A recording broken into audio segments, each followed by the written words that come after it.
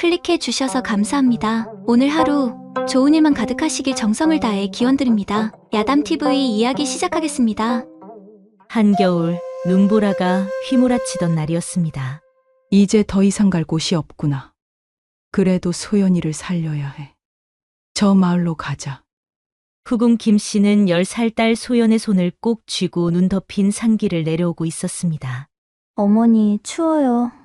소연아, 조금만 참거라. 궁궐에서 쫓겨나 아무것도 가진 것 없이 한겨울 산속을 헤매는 모녀. 김마님의 눈에서 눈물이 흘러내렸지요. 그때 멀리서 한 청년이 비틀거리며 걸어오는 게 아니겠습니까? 저는 덕수라고 해요. 20살쯤 되어 보이는 청년이었는데 말을 더듬거리며 갑자기 울먹이기 시작했지요. 할아버지가 돌아가셨어요. 산에서 할아버지랑 살았는데 갑자기. 김마님은 청년의 맑지만 멍한 눈빛을 보았습니다. 이 청년도 우리와 비슷한 처지로구나. 어린 소연이가 덕수에게 다가가 손을 잡았습니다. 아저씨, 울지 마세요. 저희도 갈 곳이 없어요. 그런데 그때 덕구가 멍한 눈빛으로 소연을 바라보며 말했지요. 아가씨, 예쁘다. 김마님은 덕구가 좀 부족한 것을 대번에 알아봤습니다. 그리고 결심했지요. 이 아이, 우리와 함께 가지 않으면 여기서 얼어 죽겠구나. 좀 모자란 듯 하지만 착해 보이는데 데려가야겠. 덕수야, 우리와 함께 가지 않겠느냐? 정말 저 같은 바보도 괜찮으세요? 바보라니? 우리 앞으로 함께 살면서 서로 의지하자꾸나. 그렇게 세 사람은 눈 덮인 산을 내려와 마을의 빈집에 자리 잡게 되었는데 첫날 밤 김마님은 소연을 불렀습니다. 소연아, 이리 오너라. 김마님은 품속에서 옥패 하나를 꺼내 소연의 목에 걸어주었습니다. 어머니, 이게 뭐예요? 선왕 할아버님께서 주신 옥패란다. 이것이 내가 공주라는 증표지. 공주, 위험할 때 이걸 보여라. 언젠가 우리의 억울함을 풀 날이 올 게다. 소연은 옥패를 꼭 쥐었습니다. 그리고 다음 날부터 덕수는 비록 말은 어눌했지만 힘이 장사여서 나무를 하고 물을 길어왔지요. 어린 소연이는 덕수를 오빠처럼 따랐습니다. 덕수 오빠, 오늘 산에서 뭐 봤어요? 토끼 봤어요. 와, 귀여웠겠다. 소연아 씨가 훨씬 귀여워요. 덕수 오빠, 정말이죠? 그렇게 10년이 흘렀습니다. 소연이는 20살의 아가씨가 되었고 덕수는 30살이 되었지요. 하지만 소연의 몸은 날로 약해져만 갔습니다. 어머니, 가슴이 답답해요.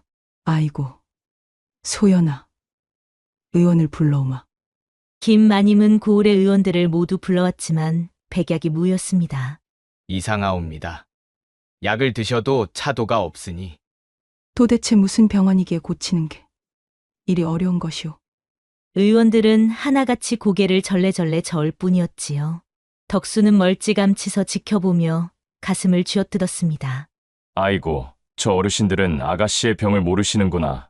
그러던 어느 날 밤, 덕수는 여느 때처럼 소연의 방 담장 너머를 살피고 있었습니다. 오늘은 기침이 더 심하신 것 같은데. 달빛 아래 창백한 소연의 모습이 보였지요. 그때 덕수의 머릿속에 해담 할아버지의 목소리가 들렸습니다. 덕수야, 병을 볼 때는 얼굴빛, 숨소리를, 그리고 모든 걸 봐야 한다. 덕수는 눈을 감고 소연을 떠올렸습니다. 창백한 얼굴, 파란 입술, 찬 땀.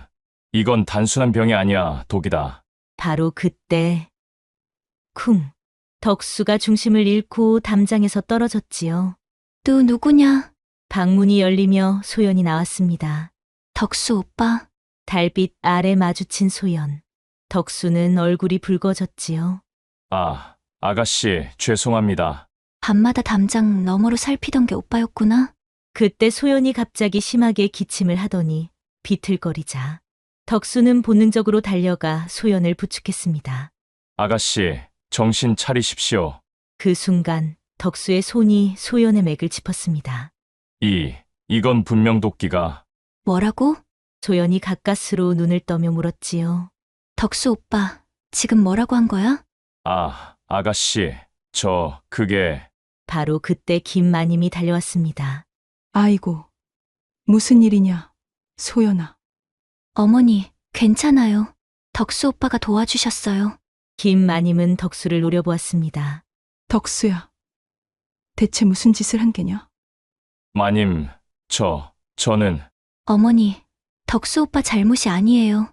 제가 갑자기 쓰러진 거예요. 그런데 덕수 오빠, 방금 독기라고 했지? 예?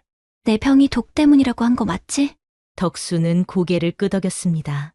저는 잘 모르겠지만 할아버지께서 보여주신 게 생각나서 저도 모르게 말했어요. 김마님이 놀라 물었습니다. 덕수야, 내가 병을 안단 말이냐? 아니, 저는 바보라서 잘 모르는데 그냥 예전에 할아버지가 하신 말씀이 갑자기 생각이 나서요. 소연이 덕수를 빤히 쳐다보았습니다. 덕수 오빠, 오빤 정말 바보가 아니었구나. 아가씨, 10년 동안 날 지켜봐왔지? 덕수의 얼굴이 붉어졌습니다. 그저 아가씨가 아프시면 제 가슴이 아파서요. 김마님은 두 사람을 번갈아 보았습니다. 덕수야, 내가 정말 소연이의 병을 안다면 내 딸을 고칠 수 있겠느냐? 덕수는 잠시 망설이다 고개를 끄덕였습니다. 잘 모르겠지만 해보겠습니다. 허나 만약 잘못된다면 김마님의 말에 덕수가 단호히 말했습니다. 그대는 제 목숨을 드리겠습니다. 소연의 눈빛이 흔들렸고 짧은 순간이었지만 두 사람 모두 가슴이 두근거렸지요. 덕수 오빠, 그날부터 덕수는 밤마다 소연의 방을 찾았습니다. 아가씨, 오늘도 약을 다려왔습니다. 덕수 오빠, 고마워. 소연은 덕수가 준 약을 마셨습니다. 쓴맛이 입안 가득 퍼졌지요. 이 약은 정말 쓰네. 독을 빼내려면 독보다 더 강한 약이 필요하답니다. 덕수의 말에 소연은 놀란 눈으로 그를 바라보았습니다. 덕수 오빠, 넌 정말 의술을 아는구나. 아니, 저는 그냥 할아버지가 하시던 걸 따라하는 것뿐이에요. 하지만 덕수의 손놀림은 달랐습니다. 약초를 다루고 약을 다리고 맥을 짚는 모든 동작이 익숙했지요. 할아버지께서 10년 동안 매일 보여주셨거든요. 저는 바보라 무슨 말인지 몰랐지만 그냥 봤어요. 소연은 덕수의 손을 가만히 바라보았습니다. 그리고 오빠는 나를 10년을 지켜봤구나. 예? 나도 10년 동안 오빠를 지켜봤어. 처음엔 오빠 같았는데 언제부턴가. 소연의 말에 덕수의 얼굴이 붉어졌습니다. 아가씨, 그런 말씀 마십시오. 저는 천한 바보 머슴이고 머슴이 뭐가 어때서? 나도 쫓겨난 몸인걸. 그때 소연이 갑자기 몸을 떨기 시작했습니다. 아가씨, 괜찮으세요? 오빠, 몸이 너무 뜨거워. 약을 먹으면 이렇게 열이 올라. 덕수는 당황했지만 이내 해담 할아버지의 말이 떠올랐습니다. 독을 빼낼 때는 열이 오른다. 그때 잔 기운으로 열을 식혀야 한다. 아가씨, 제가 열을 식혀드렸습니다. 덕수가 조심스럽게 소연의 이마에 손을 얹자 소연의 숨이 가빠졌습니다. 오빠 손은 참 시원하구나. 달빛이 스며드는 방 안에서 두 사람의 그림자가 가까워졌습니다. 소연의 얼굴이 점점 붉어졌고 덕수의 심장도 쿵쾅거렸지요. 동이 틀 무렵 소연은 깊은 잠에 빠졌고 덕수는 조용히 방을 나섰습니다. 김마님이 기다리고 계셨지요. 덕수야, 소연이는 괜찮으냐? 예, 마님. 이제 도끼가 조금씩 빠져나가고 있습니다. 그렇구나. 고맙다. 덕수야. 김마님의 눈에서 눈물이 흘러내렸습니다. 그리고 그날 오후 늦게 소연은 눈을 떴는데 몸이 한결 가벼워진 것을 느꼈습니다. 어머, 이게 어찌된 일이람. 소연아, 내 얼굴에 핏기가 도는구나. 어머니, 정말요? 소연은 거울을 보았습니다. 창백했던 얼굴에 건강한 붉은빛이 돌고 있었지요. 덕수 오빠가 고쳐준 거예요. 한편 밤이 되자 덕수는 다시 소연의 방을 찾았습니다. 아가씨, 완전히 나으시려면 며칠 더 약을 드셔야 해요. 그래. 오빠 고마워. 덕수 오빠, 나 궁금한 게 있어. 뭐가요? 오빠는 왜 나한테 이렇게 잘해줘? 덕수의 얼굴이 붉어졌습니다. 그건 솔직하게 말해줘. 덕수는 한참을 망설이다 입을 열었습니다. 아가씨가 10년 전 처음 제 손을 잡아주셨잖아요. 그때부터였어요. 그때부터라니? 아가씨를 보면 가슴이 두근거리고 아프시면 제가 더 아프고 웃으시면 저도 기뻐요. 소연의 눈에서 눈물이 흘러내렸습니다. 바보 같은 사람, 그게 뭔지 몰라? 뭔데요? 그건 말이야. 소연이 덕수에게 얼굴을 가까이 가져가자 두 사람의 숨결이 가까워졌지요. 그때였습니다. 멀리서 말발굽 소리가 들려왔습니다. 무슨 소리지? 덕수가 창밖을 보니 검은 옷을 입은 사람들이 집 주변을 둘러싸고 있는 게 아니겠습니까? 아가씨, 위험합니다. 순간 창문이 박살나며 검은 옷에 자객이 뛰어들며 외쳤지요. 저 계집을 죽여라. 덕수는 본능적으로 소연을 감싸 안았고 자객의 칼이 번쩍이며 두 사람을 향해 내리쳐졌지요. 그 순간 덕수의 몸이 저절로 움직였습니다. 소연을 안은 채로 옆으로 굴렀고 자객의 칼은 이불만 베고 말았지요. 뭐야? 이놈! 자객이 놀라 소리쳤습니다. 그런데 덕수도 당황했습니다. 자신의 몸이 생각보다 빨리 움직인 것이지요. 아가씨, 제 뒤로. 덕수는 소연을 뒤로 밀어내고 자객과 마주 섰습니다.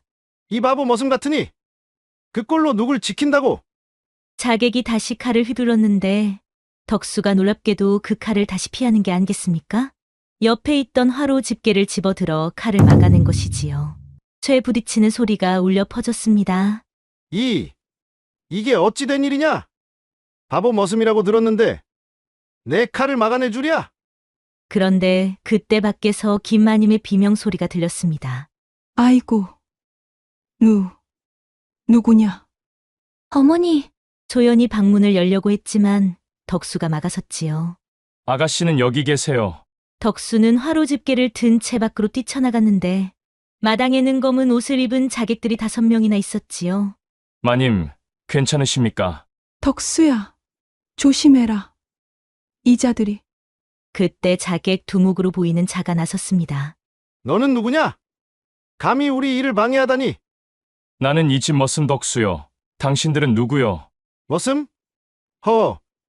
머슴 주제에 목숨이 아까운 줄 모르는구나. 자객 두목이 손짓하자 2명의 자객이 덕수에게 달려들었는데 덕수는 화로 집게를 꽉 쥐며 속으로 생각했습니다. 할아버지, 저를 도와주세요. 그 순간 덕수의 머릿속에 해담 할아버지가 매일 보여주었던 동작들이 떠올랐습니다. 10살 때부터 20살까지 10년 동안 매일 본 무술 동작들. 당시엔 무슨 뜻인지 몰랐지만 지금 그 동작들이 몸에서 터져 나왔지요. 첫 번째 자객의 칼이 덕수의 목을 향해 날아오자 덕수의 몸이 저절로 움직였는데 고개를 옆으로 젖히며 칼을 피하고 동시에 화로 집게로 자객의 손목을 내리쳤지요. 으악! 자객이 비명을 지르며 칼을 떨어뜨리자 두 번째 자객이 뒤에서 덮쳐왔습니다. 하지만 덕수는 뒤도 돌아보지 않고 뒤로 팔꿈치를 날렸지요. 컥! 두 자객이 동시에 쓰러지자 자객 두목의 얼굴이 굳어지며 부하들에게 외쳤지요. 이놈! 바보가 아니었구나. 모두 덤벼라.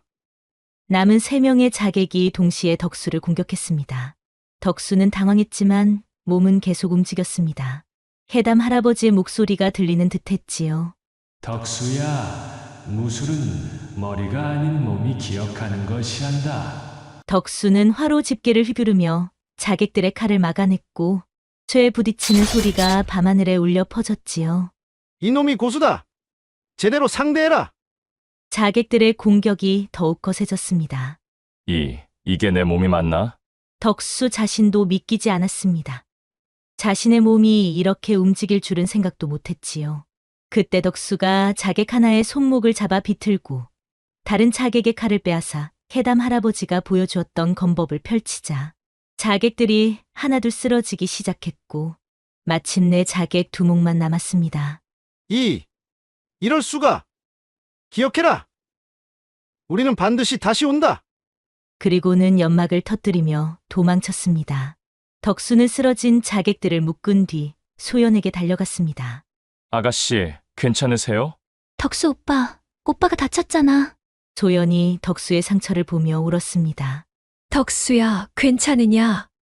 예, 마님. 걱정 마십시오.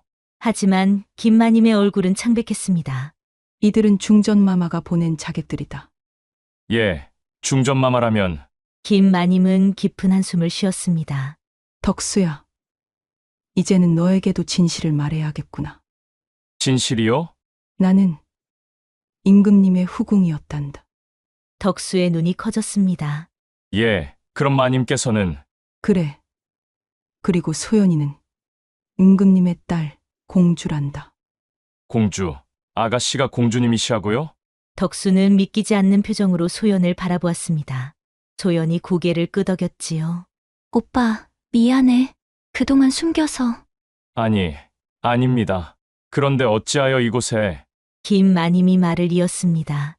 중전마마의 질투 때문이었지. 나는 임금님의 총애를 받았고 소연이를 낳았단다. 중전마마는 그것을 용서할 수 없었던 거야. 그래서 없는 죄를 만들어 우리를 궁에서 쫓아냈어요. 소연이 떨리는 목소리로 말했습니다. 어머니에게 역모를 꾸몄다는 누명을 씌워서요. 그런 억울한 일이 그럼 이제 어찌하셔야 합니까? 이제는 더 이상 숨을 수 없게 되었구나. 중전마마는 우리를 죽이려 할 것이다. 그때 소연이 덕수를 자세히 보았습니다. 그런데 덕수 오빠, 오빠는 대체 누구예요? 저렇게 싸울 수 있다니. 저도 모르겠습니다. 몸이 저절로 움직였는데 그때 김 마님이 덕수를 자세히 보았습니다. 덕수야, 너를 주워 길렀다는 할아버지가 누구였더냐? 잘 모르겠어요, 마님. 계담 할아버지하고만 불렀는데 산속에서 저를 키워주셨어요. 해담이라고?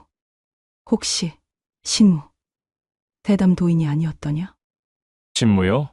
30년 전 조선 제1의 무술 고수였지. 그뿐만 아니라 이수에도 당대 어이들이 존경할 정도로 해박했단다. 왕실을 지키던 무관이자 어이였으나 어느 날 갑자기 산으로 들어갔다는 소문만 있었단다. 덕수는 깜짝 놀랐습니다. 할아버지께서 그런 분이셨다니. 그래서 저에게 의술과 무술을 모두 보여주셨던 거군요. 해담 어른께서 너에게 의술과 무술을 가르쳐 주었다고. 가르쳐 주시긴 했는데 제가 바보라서 익힐 수가 없었어요. 그래서 할아버지는 포기하시고 어느 날부턴가 그저 저에게 보여주시기만 했어요. 너가 머리를 다쳐서 의술과 무술을 직접 익힐 수는 없었으나 너도 모르게 그분께서 보여주신 것을 내 몸이 기억하나 보다. 그렇다면 내가 그 무술과 의술을 익힌 것도 우연이 아니로구나. 소연이 덕수의 손을 잡았습니다. 덕수 오빠, 고마워요. 나를 지켜줘서. 아가씨는 제가 꼭 지킬 겁니다. 그때 김 마님이 급히 말했습니다. 이제 이곳도 안전하지 않다. 자객들이 다시 올 것이다. 어서 떠나야 한다. 덕수는 소연을 부축하며 말했습니다. 어서 가시지요, 마님. 셋은 밤길을 서둘러 산으로 향했습니다. 뒤에서 마을이 점점 멀어졌지요. 덕수야, 우리 어디로 가는 거냐?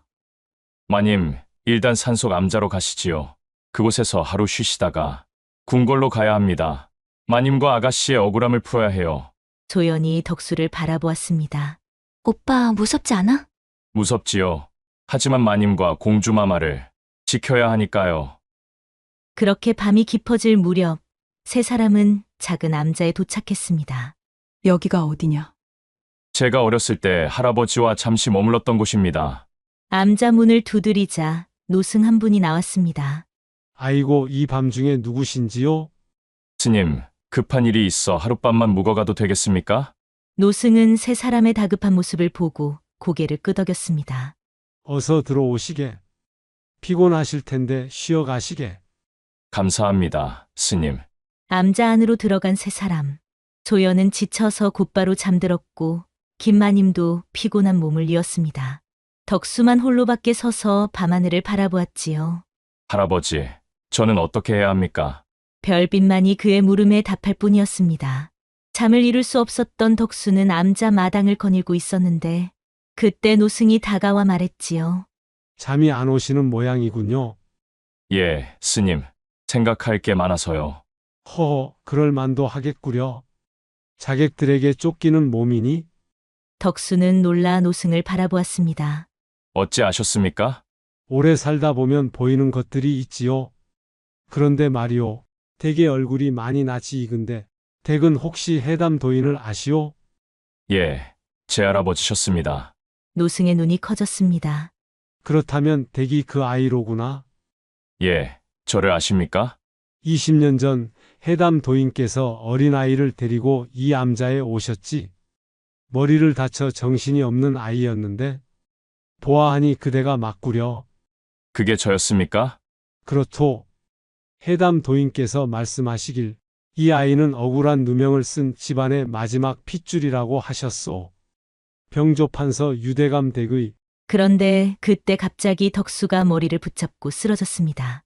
이보시오. 무슨 일이오? 아, 머리가 깨질 것 같습니다. 덕수는 바닥을 구르며 괴로워했습니다. 마치 머릿속에서 무언가가 터져 나오는 듯 했지요. 비명과 함께 덕수의 몸이 경련하듯 떨렸습니다. 그리고 갑자기 모든 것이 멈췄습니다. 덕수는 바닥에 앉은 채 숨만 거칠게 몰아쉬고 있었지요. 이보시오. 괜찮으시오? 노승이 조심스럽게 물었습니다. 그런데 그때 천천히 덕수가 얼굴을 들었는데 그의 눈빛이 완전히 달라져 있었지요. 더 이상 멍한 바보의 눈이 아니었습니다. 맑고 또렷하고 분노와 슬픔이 가득한 눈빛이었지요. 스님, 이제 모든 것이 생각났습니다. 예? 할아버지께서 영모의 누명을 쓰고 돌아가시던 그날 아버지와 어머니 두 누이 동생과 함께 도망쳤습니다. 덕수의 눈에서 눈물이 흘러내렸습니다. 추역자들이 따라왔고 아버지가 먼저 칼에 맞아 쓰러지셨습니다. 두 누이도 그 자리에서 어머니는 저를 안고 절벽으로 달렸습니다. 다른 선택이 없었지요. 절벽에서 뛰어내리 직전 어머니께서 말씀하셨습니다. 덕수의 목소리가 떨렸습니다. 덕수야. 호조판서 김대감을 기억해라.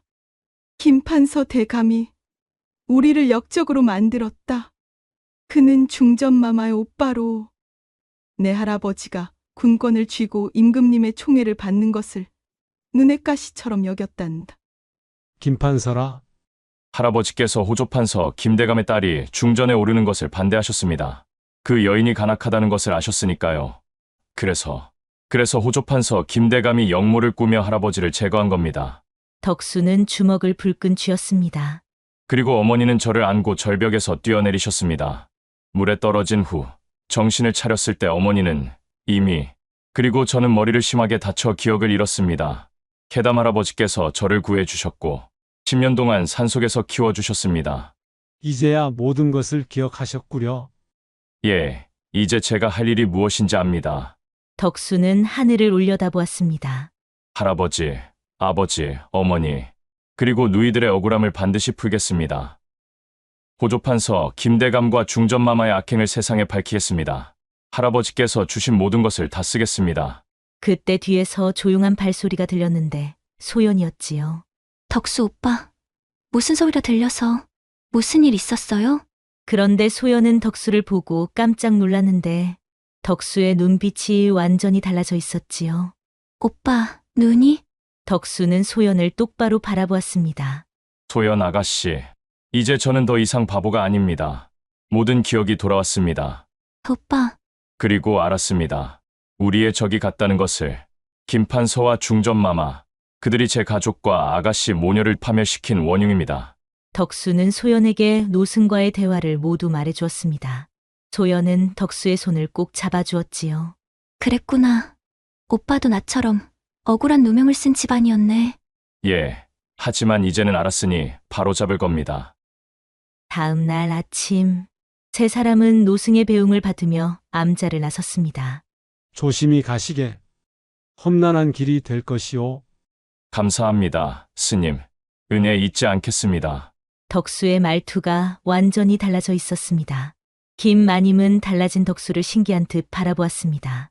덕수야. 정말 모든 기억이 돌아온 게 맞구나. 예, 마님. 이제 저는 병조판서 유은규의 손자 유덕수입니다. 오빠, 이제 어떻게 할 거예요? 궁궐로 갑니다. 김판서와 중전마마의 악행을 낱낱이 밝혀야 합니다. 하지만 위험해요. 덕수는 소연을 똑바로 바라보았습니다. 10년 동안 바보인 채 아가씨를 지켜왔습니다. 하지만 이제는 제대로 떳떳하게 지키겠습니다. 세 사람은 한양을 향해 발길을 재촉하였고 예상했던 대로 길목마다 자객들이 기다리고 있었지요. 저기 있다. 놓치지 마라. 자객 5명이 갑자기 나타나자 덕수는 침착하게 칼을 뽑았습니다. 마님, 소연 아가씨는 뒤로 물러나 계십시오. 자객들이 덤벼들었지만 하지만 이번에 덕수는 달랐습니다. 머리가 돌아온 지금 해담 할아버지의 무술을 완벽히 이해하고 쓸 수 있었던 것입니다. 창, 단 몇 초 만에 5명 모두 제압해버렸지요. 으, 2번째 습격, 3번째 습격도 마찬가지였습니다. 덕수는 상처 하나 입지 않고 모든 자객을 물리쳤지요. 그리고 해가 기울 무렵 드디어 한양 성곽이 보였습니다. 저기다, 저곳이 궁궐입니다. 하지만 그때였습니다. 앞길을 검은 옷의 무리가 막아섰는데 자객 10명 그리고 그 앞에 서 있는 한 사내 흑풍! 김마님이 그 이름을 외쳤습니다. 오랜만이구나. 후궁 김씨. 중전마마의 명을 받들어 왔다. 오늘이 내 놈들의 마지막 날이다. 흑풍, 내 놈이 20년 전 내 가족을 죽인 자들의 우두머리구나. 뭐? 내 놈은 누구냐? 병조판서 유은교의 손자 유덕수다. 유대감에 그때 그 꼬마 녀석이 살아있었단 말이냐? 그래, 살아남았다. 그리고 이제 복수하러 왔다. 덕수는 칼을 겨눴습니다. 어림없다. 10명이 넘는 내 부하들이 있는데 상관없다. 모두 베어버리겠다. 흑풍이 손을 들어 신호했습니다. 모두 덤벼라. 저놈을 죽여라. 자객들이 일제히 달려들었고 덕수는 깊게 숨을 들이마시며 되뇌었지요. 할아버지, 아버지, 어머니, 그리고 누이들이여, 저를 지켜봐 주십시오. 그의 칼이 번쩍였습니다. 해담도인의 검법, 신무검이 펼쳐지기 시작했습니다. 창창창. 덕수의 칼이 달빛을 가르며 춤을 추자 자객들이 하나둘 쓰러지기 시작했지요. 이럴 수가. 10명의 인원이 한꺼번에. 내 차례다. 흑풍. 덕수가 칼을 겨누며 다가갔습니다. 이 흑풍이 이런 꼬맹이에게. 좋다. 내가 20년 전 내 가족을 처리한 것처럼 오늘 너도 죽여주마. 2사람의 칼이 공중에서 부딪히며 생사를 건 최후의 결투가 시작되었습니다. 창, 창. 이놈! 20년 전 그 꼬마가 이렇게 강해질 줄이야. 흑풍이 당황했는데 자신보다 덕수의 검법이 한 수 위였던 것이지요. 흑풍, 20년 전 내 가족을 죽인 죄값을 받아라. 덕수의 칼이 번개처럼 흑풍을 향했습니다. 마침내 덕수의 칼이 흑풍의 칼을 튕겨냈고 흑풍이 무릎을 꿇었지요. 끝이다. 덕수가 칼을 흑풍의 목에 겨눴습니다. 살려주시오. 제발. 20년 전 우리 가족에게도 그런 자비를 베풀었더냐? 덕수의 눈빛이 차갑게 번쩍이더니 칼을 내리치려던 찰나 그때 소연이 외쳤습니다. 덕수 오빠, 죽이지 마요. 아가씨, 저 사람을 살려서 궁궐로 데려가요. 증인이 필요해요. 알겠습니다. 덕수는 잠시 망설이다 고개를 끄덕였고 흑풍을 묶었지요.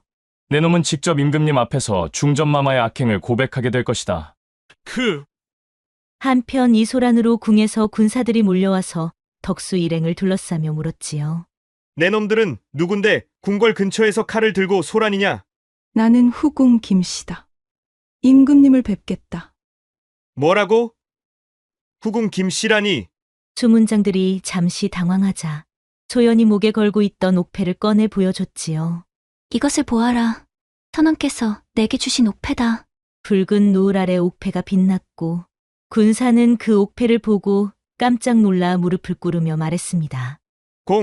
공주마마. 어서 대전으로 안내하라. 임금님께 급히 아뢰 일이 있다. 예, 알겠나이다. 주문장들이 급히 궁궐 안으로 뛰어들어갔고 4사람은 묶인 흑풍을 끌고 대전으로 향했습니다. 궁궐의 긴 복도를 지나며 덕수는 어린 시절의 기억을 떠올렸지요. 할아버지, 이제 진실을 밝히겠습니다. 대전의 문이 열리자 임금이 용상에 앉아 계셨지요. 과연 후궁 김씨로구나. 그리고 소연이도. 임금의 목소리가 떨렸습니다. 전하, 오랜만이옵니다. 20년 만이로구나. 어찌 된 일이냐? 역모를 꾸몄다 하여 쫓겨난 것이 아니었더냐? 전하, 그것은 모두 거짓이었사옵니다. 소연이 앞으로 나섰습니다. 중전마마께서 없는 죄를 만들어 저희를 쫓아내셨습니다. 그때 옆에서 중전마마가 벌떡 일어나 외쳤지요. 헛소리! 증거가 어디 있느냐?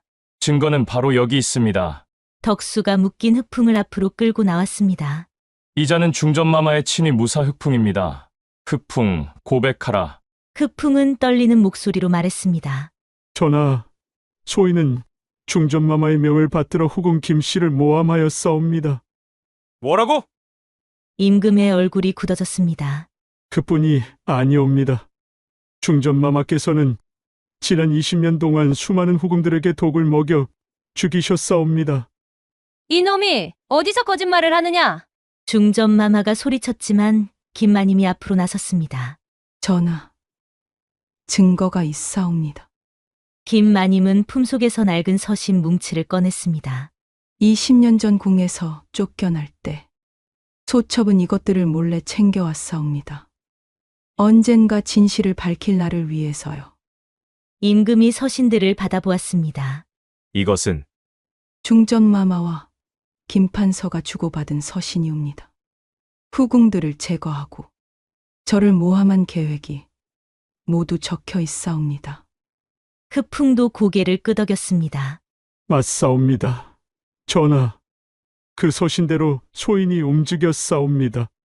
또한 병조판서 유은규 대감도 중전마마의 오라비인 호조판서 김대감님의 모함으로 역적 누명을 쓰고 죽으셨사옵니다. 흑풍의 말에 임금이 벌떡 일어나 분노했지요. 유 대감이 억울하게 죽었다고? 전하, 소인은 유은규 대감의 손자 유덕수요입니다. 뭐라고? 유 대감의 손자라니. 20년 전 제 가족은 모두 죽었습니다.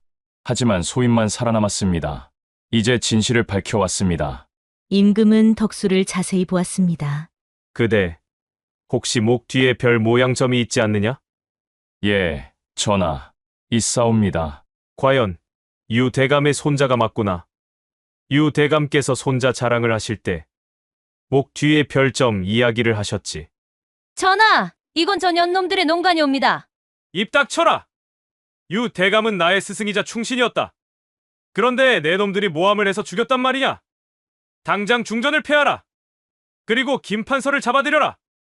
대전은 순식간에 발칵 뒤집혔고 곧 김판서가 붙잡혀왔지요.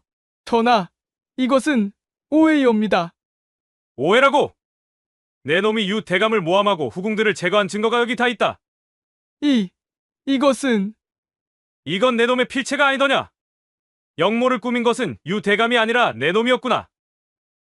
전하, 당장 옥에 가두어라. 김판서와 중전마마가 모두 끌려갔고 대전에는 침묵이 흘렀지요. 유 대감, 내가 미처 진실을 보지 못했소이다. 전하, 할아버지께서는 충신이셨사옵니다. 그 누명을 벗겨주시옵소서. 당연히 그리하겠다. 유은규 대감의 역적 누명을 벗기고 명예를 회복시키겠노라. 감사하옵니다, 전하. 참, 그대는 의술과 무술에 모두 뛰어나다 하였지. 해담도인께서 가르쳐 주셨사옵니다. 진무해담 도인. 과연 그분이 그대를 키우셨구나. 임금은 미소를 지었습니다. 유 대감은 병조판서이자 정의품 의정이셨다. 그대는 당연히 양반의 신분이니라. 그리고는 소연을 바라보았습니다. 소연아, 너도 이제 공주로 복권되었다. 그리고 후궁 김씨도 억울함이 풀렸구나. 감사하옵니다. 전하. 임금이 덕수와 소연을 번갈아 보았습니다. 덕수는 이제부터 어이이자 금군장으로 임명하노라. 감사하옵니다, 전하. 소연아, 이제 너도 공주로 복권되었으니 본처를 정해야 하지 않겠느냐? 소연이 당황하며 덕수를 힐끗 보았는데 임금이 그 모습을 놓치지 않았지요. 허허, 그 눈빛을 보니 이미 마음에 둔 사람이 있는 모양이로구나. 전하, 그것은 그때 김마님이 앞으로 나서며 임금께 말했지요. 전하, 실은 덕수가 10년 동안 소연이를 지켜왔사옵니다. 두 사람은 서로 하하, 알겠소이다. 안 그래도 두 사람의 눈빛을 보니 오래전부터 연정을 품고 있었던 듯하오. 이복의 금군장 덕수. 유대감의 손자라면 신분도 흠잡을 데 없고 의술과 무술까지 뛰어나니 공주의 부마로 부족함이 없구나. 소연이와의 혼인도 허락하겠다. 전하, 성은이 망극하옵니다. 그때 소연이 덕수의 손을 잡았습니다. 이제 우리 함께 해도 되는 거지? 오빠라고 불러도 되는 거지? 예, 소연 공주님. 덕수 오빠, 공주님, 10년을 기다렸습니다. 나도 10년을 기다렸어요. 그 오랜 시간 동안 오빠를 마음에 두고 있었어요. 저도 늘 그랬습니다. 임금은 흐뭇한 미소로 두 사람을 바라보았고 김마님도 눈물을 흘리며 딸과 덕수를 바라보았습니다. 소연아, 이제 행복하게 살거라. 모든 억울함이 풀렸고 모든 진실이 밝혀졌습니다. 바보 머슴 덕수는 이제 당당한 양반 유덕수가 되었고 쫓겨난 공주 소연은 다시 궁궐로 돌아왔습니다. 그리고 두 사람은 드디어 함께하며 행복하게 살았답니다. 여러분도 오늘 하루 누군가를 진심으로 대해보는 건 어떨까요? 10년을 기다린 덕수와 소연처럼 진심은 반드시 통하니까요. 관상가 도철은 여인의 얼굴만 봐도 그녀가 언제 첫 경험을 할지까지 알 수 있었습니다. 저 처녀는 이번 달 안에 남자를 만날 상이고 저 처녀는 3일 후 떡집 총각 거시기 맛보고 정신 못 차릴 상여다. 그런 그가 어느 날 강물에 떠내려가는 처녀를 보고 깜짝 놀랐지요. 아니, 저 관상은 공주의 관상? 술에 취한 도철은 옷을 벗어 던지고 강물에 뛰어들었습니다. 그런데 그 처녀를 구해서 하룻밤을 보내고 보니 이보시오, 혹시 궁에서 나온 분이시오? 강에 빠진 처녀의 관상을 보고 물에 뛰어든 관상가. 도철의 이야기는 이렇게 시작되었습니다. 옛날 한양 뒷골목에 도철이라는 관상가가 살았습니다. 그는 관상 보는 솜씨는 일품이었지만 돈 관리는 정말 엉망이었지요. 그날도 마을 사람들이 도철을 찾아와 관상을 보고 있었습니다. 도철아, 우리 딸내미 언제 시집 가는지 좀 봐줘. 도철이 안하게 딸을 보더니 눈을 깜빡였지요. 아따, 이 처녀는 3일 후에 떡집 총각이랑 눈이 맞을 상이구만. 그런데 도철이 딸의 코를 자세히 보며 희죽거렸습니다. 처녀는 코끝을 보면 첫 경험이 언제인지 알 수 있는데 이 처녀는 혼례 전에 이미 맛보기를 한 상이로구나. 뭐라고? 우리 딸이? 어허, 걱정 말게. 떡집 총각은 우둔해서 꿈에도 모를 거요. 그리고 그 총각 거시기가 찹쌀떡처럼 쫀득해서 딸이 좋아할 거야. 안하기 부채로 도철의 머리를 탁 쳤습니다. 이 망할 놈. 점잖게 관상이나 볼 것이지. 아무튼 능글맞은 놈이 못하는 소리가 없어. 마을 사람들이 웃으며 돌아가자 도철은 어김없이 기생집 취설로로 향했습니다. 기생 춘향이가 반겨주었지요. 오, 우리 도철 나리. 오늘도 관상 좀 봐주시겠어? 춘향이가 앞가슴을 살짝 내밀며 웃었습니다. 춘향아, 오늘 손님들은 어땠나? 글쎄, 다들 거시기만 크다고 자랑하던데 영 시원찮더라고. 도철이 춘향이의 가슴을 힐끗 보며 중얼거렸지요. 춘향이 내 가슴을 보니 오늘 밤 손님이 셋은 더 올 상이구나. 정말? 그럼 돈 많이 벌겠네. 오늘은 꽃단장하고 아래 위로 향도 좀 치고 단단히 준비하고 있어야겠네. 그려, 오늘은 단디하고 뽕을 뽑아야 한다. 그러니 공짜 술 좀 내오거라. 그렇게 술에 만취한 도철이 비틀거리며 집으로 향했습니다. 냇가 다리를 건너다가 소변이 급해서 난간에 대고 보리를 보았지요. 어허, 이놈의 거시기가 오늘 부지런했구나. 요즘 가뭄이 심한데 강물 좀 불려놓을까나. 쉬익쉬익 오줌을 누는데 갑자기 강물에서 뭔가 떠내려가는 게 보였습니다. 저것은 사람이냐 아니면 큰 뭇불이냐. 도철이 눈을 비비고 다시 보니 한 처녀가 강물에 떠내려가고 있는 게 아니겠습니까? 그런데 달빛에 비친 그녀의 얼굴을 본 순간 도철은 술이 확 깼지요. 어허, 저 관상은. 달빛 아래서도 선명하게 보이는 그녀의 관상을 자세히 살펴본 도철이 깜짝 놀랐습니다. 아이고매, 저 코는 황후의 코로구나. 높고 곧아서 나라를 다스릴 상이야. 그녀의 눈썹은 버드립처럼 고왔고 귀는 두툼하고 길어서 복록을 상징했지요. 아따, 저 귀는 천하의 복을 가져올 상이고 저 이마는 왕씨의 기운이 가득해. 도철이 더 자세히 보니 그녀의 관상에서 특별한 기운이 느껴졌습니다. 이건 보통 관상이 아니야. 내 평생 이런 대박 관상은 처음 본다고. 그러자 도철은 바로 옷을 벗어 던지기 시작했습니다. 아이고, 추워도 저 관상만은 살려야 한다. 내 관상이 틀릴 리 없어. 저고리를 벗고 바지를 벗으며 중얼거렸지요. 어허, 이놈의 거시기가 추위에 거북이 대가리 마냥 쪼그라드는구나. 첨벙, 도철이 강물에 뛰어들었습니다. 그런데 문제가 생겼지요. 아, 젠장, 내가 물질을 못하는 걸 깜빡했네. 도철이 허우적거리며 소리쳤습니다. 도와주시오. 사람 살려. 하지만 그 순간 처녀가 더 멀리 떠내려가는 것을 보고는 각오를 다졌지요. 안 돼. 저 관상은 절대 죽으면 안 된다. 내가 물귀신이 되더라도 해야 해. 저 처녀는 분명 엄청난 복을 가져다 줄 거야. 도철이 죽을 힘을 다해 헤엄쳐 처녀에게 다가갔습니다. 간신히 그녀를 붙잡고는 강가로 향했지요. 아따, 이 처녀가 얼마나 무거운 것이야. 가슴도 큰데 물을 잔뜩 먹어서 더 무겁구나. 끙끙거리며 강가에 도착한 도철이 처녀를 업고 집으로 향했습니다. 그런데 가는 길에 마을 사람들과 마주쳤지요. 도철아, 그 처녀는 누구냐? 아, 강에 빠진 걸 구했습니다. 아이고, 도철이가 미인을 구했어. 미인을. 얼굴이 달덩이 같구만. 이놈아, 그런데 혹시 기생집에서 데려온 건 아니냐?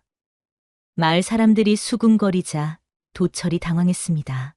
아니, 정말 강에서 구한 거라니까. 그래도 조심해라. 모르는 여자 함부로 집에 데려오면 탈 날 수도 있어. 도철의 누추한 오두막에 도착해서는 처녀를 자신의 이불에 눕혔습니다. 자, 이제 좀 깨어나 보시오. 당신의 진짜 정체가 궁금해 죽겠소이다. 도철이 처녀의 얼굴을 다시 한번 자세히 살펴보며 중얼거렸지요. 내 관상 실력으로 보건대 이 처녀는 분명 범상치 않은 신분일 거야. 그런데 처녀가 흐느끼는 소리를 내며 천천히 눈을 떴습니다. 도철은 가슴이 두근거려 말을 더듬었지요. 어허, 드디어 깨어나셨구만. 어디 다친 곳은 없으시오? 처녀는 낯선 오두막을 둘러보며 당황했습니다. 여기가 어디요? 그리고 당신은 누구시오? 나는 관상가 도철이고 당신을 강에서 구했소이다. 실례지만 낭자 이름은 무엇이오? 내 이름은 월하라고 하겠소. 도철이 처녀의 얼굴을 자세히 살펴보며 중얼거렸지요.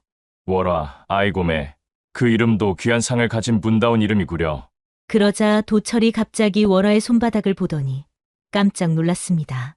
관상으로 보나 손금으로 보나 당신은 정말 대단한 분이시오. 월하가 코웃음을 쳤습니다. 관상? 그런 허무맹랑한 것을 믿으시오? 거시기 같은 소리 말고 현실적인 얘기나 하시오. 그런 것보다. 그때 월하가 자신의 젖은 옷을 내려다보며 깜짝 놀랐지요. 아이고, 이 옷이 왜 이렇게 젖어 있는 것이요? 그게 강에 빠져서 떠내려가길래. 강에 빠졌다고요?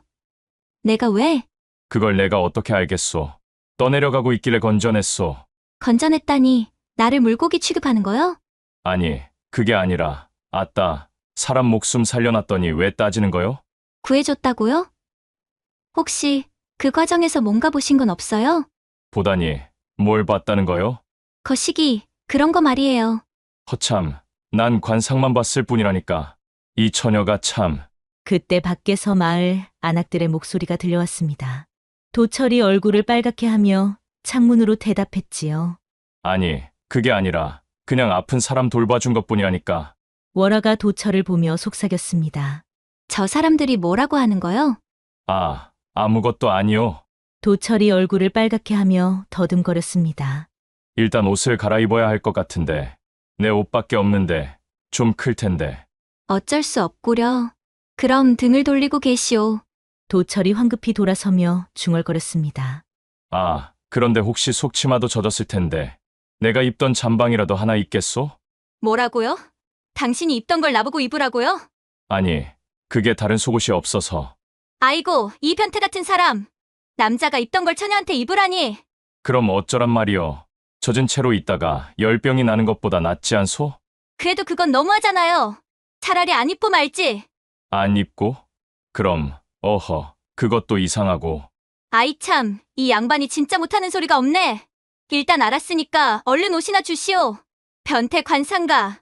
뒷간 들어갈 때 옷구름 미리 푸는 놈처럼 성급하게 굴지 마시오. 잠시 뒤 월화가 뒤돌아섰습니다. 부시럭부시럭 옷 벗는 소리가 나자 도철의 거시기가 거북이 대가리 마냥 머리를 쏙 내밀었습니다. 어허, 오늘따라 이놈이 왜 이리 말을 안 듣나. 관상만 봐야지. 딴 생각하면 안 되는데. 아직 다 안 입으셨소? 이제 봐도 돼요. 근데 이 옷고름은 어떻게 매는 것이요? 도철이 돌아서서 월화를 보는 순간 심장이 쿵쾅거렸지요. 큰 옷을 입은 월화의 모습이 더욱 아름다워 보였습니다. 아이고매, 이 처녀가 뭘 입어도 이렇게 예쁠 수가 있나. 내 관상이 정말 맞았구만. 도철이 감탄하고 있을 때 월화의 배에서 꼬르륵 소리가 났습니다. 저기, 그런데 배가 고파 죽겠소. 먹을 것이 있소? 도철이 머리를 긁적이며 당황했지요. 그게 먹을 것이 이게 다요. 장에는 시래기 된장국과 보리밥, 그리고 짠지 몇 쪽이 전부였습니다. 뭐? 이게 다라고? 거지도 이것보단 낫겠구만. 방금 뭐라 하셨소? 물에 빠진 사람 살려주고 옷도 주고 밥까지 차려줄까? 뭐라고? 돈이 없어서 이렇게밖에 못 먹소. 그럼 돈을 더 벌면 되지 않소? 어허, 그럼 소적께서 뭘 도와주시겠소? 공짜 밥 그저 먹을 생각이랑 말고 내일부터 관상 보는 것이나 도와주던가. 내가 왜 그런 것이 같은 일을 도와줘야 하오? 아이고, 그럼 어쩌라고? 공짜로 먹고 자려면 뭔가는 해야지. 그때 월화가 화가 나서 소리쳤습니다. 에이, 더러운 놈! 이 여자가 방금 뭐라고 했소? 물에 빠져서 죽어가는 걸 목숨 걸고 살려냈더니 더러운 놈이라고라? 알았어. 내가 실수했소. 그럼 내가 해보겠소. 내가 도와줄 테니 당분간만 신세 좀 지겠소. 그렇게 3일이 지났을 때였습니다. 월화가 붓을 들고 글씨를 쓰는 것을 본 도철이 깜짝 놀랐지요. 이 글씨체는 궁중에서나 배울 수 있는 서체인데 소저가 어디서 이런 글씨를 배우셨소? 그냥 어릴 때 서당에서 배운 것뿐이오. 서당에서 이런 글씨를? 아니, 이건 왕실 서체라고. 혹시 소저는? 아니요. 그런 거 아니라니까요. 의심스러워하는 도철을 보며 월화가 애써 태연한 척했습니다. 그런데 저녁이 되자 더 큰 문제가 생겼지요. 방이 하나뿐이어서 함께 자야 하는 상황이었습니다. 아, 그게 제가 마루에서 자겠소. 아니요. 당신이 주인이니 당신이 방에서 주무시오. 그럼 안 되지요. 처녀가 냉기 올라오는 마루에서 자면 거기가 큰일 난다니까. 이보시오. 도대체 그 머리통 속에는 뭐가 들었길래 자꾸 이상한 상상만 하는 것이오. 그렇게 둘 다 양보하다가 결국 방 가운데 병풍을 치고 나눠서 자기로 했습니다. 자, 이 선을 넘어오지 마시오. 월화가 이불로 선을 만들며 말했지요. 알았소. 근데 혹시 밤에 추우시면 내 품에 안겨도 좋소. 뭐라고? 이 변태 관상가! 처녀 손목 잡았다고 벌써 허리춤이 뜨거워지면 안 되지! 월화가 베개를 집어던지며 소리쳤습니다. 아니, 그게 아니라. 아니긴 뭐가 아니야! 아이고매, 오해요. 정말 추울까봐 물어봤다니까. 오해고 뭐고! 붓짐 풀기 전에 주인 집 허락부터 받는 게 순서라고! 도철이 얼굴을 빨갛게 하며 중얼거렸습니다. 어허, 이 처녀가 은근히 야한 소리를 다 하는구만. 그렇게 어색한 하룻밤이 지나갔는데 다음 날 아침 도철이 잠에서 깨어보니 코끝에 구수한 냄새가 풍겨왔지요. 어허, 이 냄새는 뭐야? 부엌으로 가보니 월화가 분주히 움직이고 있었습니다. 창에는 근사한 아침상이 차려져 있었지요. 이게 뭐시여? 이런 음식은 대갓집에서나 먹을 수 있는 건데 소저가 언제 이런 솜씨를. 월화가 수줍게 웃으며 대답했습니다. 그냥 어머니께 배운 것뿐이오. 어머니가 요리를 이렇게 잘하셨다고? 아따, 보통 어머니가 아니시겠구만. 도철이 한술 떠먹고는 감탄사를 연발했지요. 아따, 이 맛이 어떻게 이럴 수가. 궁중수라상 맛이 따로 없네. 월화가 당황하며 얼른 말을 돌렸습니다. 그런 과찬을 그보다 어제 약속한 관상 가르치기는 언제 하실 거요? 아, 맞다. 어서 와보시오. 도철이 월화를 마당으로 데리고 나가 관상 실습을 시작했습니다. 자, 먼저 남자 관상부터 가르쳐드리겠소. 남자의 관상을 볼 때는 코를 봐야 하오. 그럼 여자는요? 도철이 얼굴을 빨갛게 하며 더듬거렸지요. 여자는 가슴을 봐야 제대로 알 수 있소. 뭐라고요? 가슴을? 아, 그게 가슴의 크기로 자식 복을 보고 또 모양으로 남편 복을 보는 거라오. 월화가 장난스럽게 가슴을 앞으로 내밀며 물었지요. 그럼 제 가슴은 어떤가요? 언제 신랑감을 만날까요? 그때 도철의 거시기가 장승엽 솥대처럼 우뚝 솟아올랐습니다. 어허, 이 아랫놈이 또... 소전은 아마 곧 좋은 분을 만나실 상이오. 고지라니, 얼마나 곧 말이에요? 글쎄, 아마 이번 달 안에. 그때 마을 남정네들이 담장 너머로 구경하고 있었지요. 저게 뭐여? 저기 봐. 도철이가 여자한테 뭘 가르치고 있네. 둘이 무슨 말을 하는지 들어보자. 아이고, 저 여자 얼굴이 정말 달덩이 같구만. 남정네들이 수군거리자 다른 마을 사람들도 하나둘 모여들었습니다. 도철아, 그 처녀는 진짜 누구냐? 혹시 몰래 장가든 거 아니냐? 도철이 당황하며 손을 흔들었지요. 아니, 그게 아니라니까 그러네. 그냥 관상 가르쳐주는 거라니까. 그런데 관상을 왜 가슴 보면서 가르쳐? 도철이 너 수상하다. 월화가 도철에게 속삭였습니다. 저 사람들이 자꾸 쳐다보네요. 좀 부끄러운데. 아따, 마을 사람들이 원래 남의 일에 호기심이 많아서 그렇소. 신경 쓰지 마시오. 그때 안악중과부 하나가 큰 소리로 외쳤지요. 도철아, 우리도 관상 좀 봐주라. 그 예쁜 처녀만 보지 말고 내 가슴도 한번 봐달라니까. 도철이 식은땀을 흘리며 중얼거렸습니다. 어허, 이거 어떻게 된 일이야. 마을이 다 뒤집어지겠구만. 월화는 마을 사람들의 시선을 받으며 점점 얼굴이 빨개졌지요. 이런 관심을 받아본 지가 언제인지. 궁에서는. 월화가 무심코 중얼거리다가 급히 입을 다물었습니다.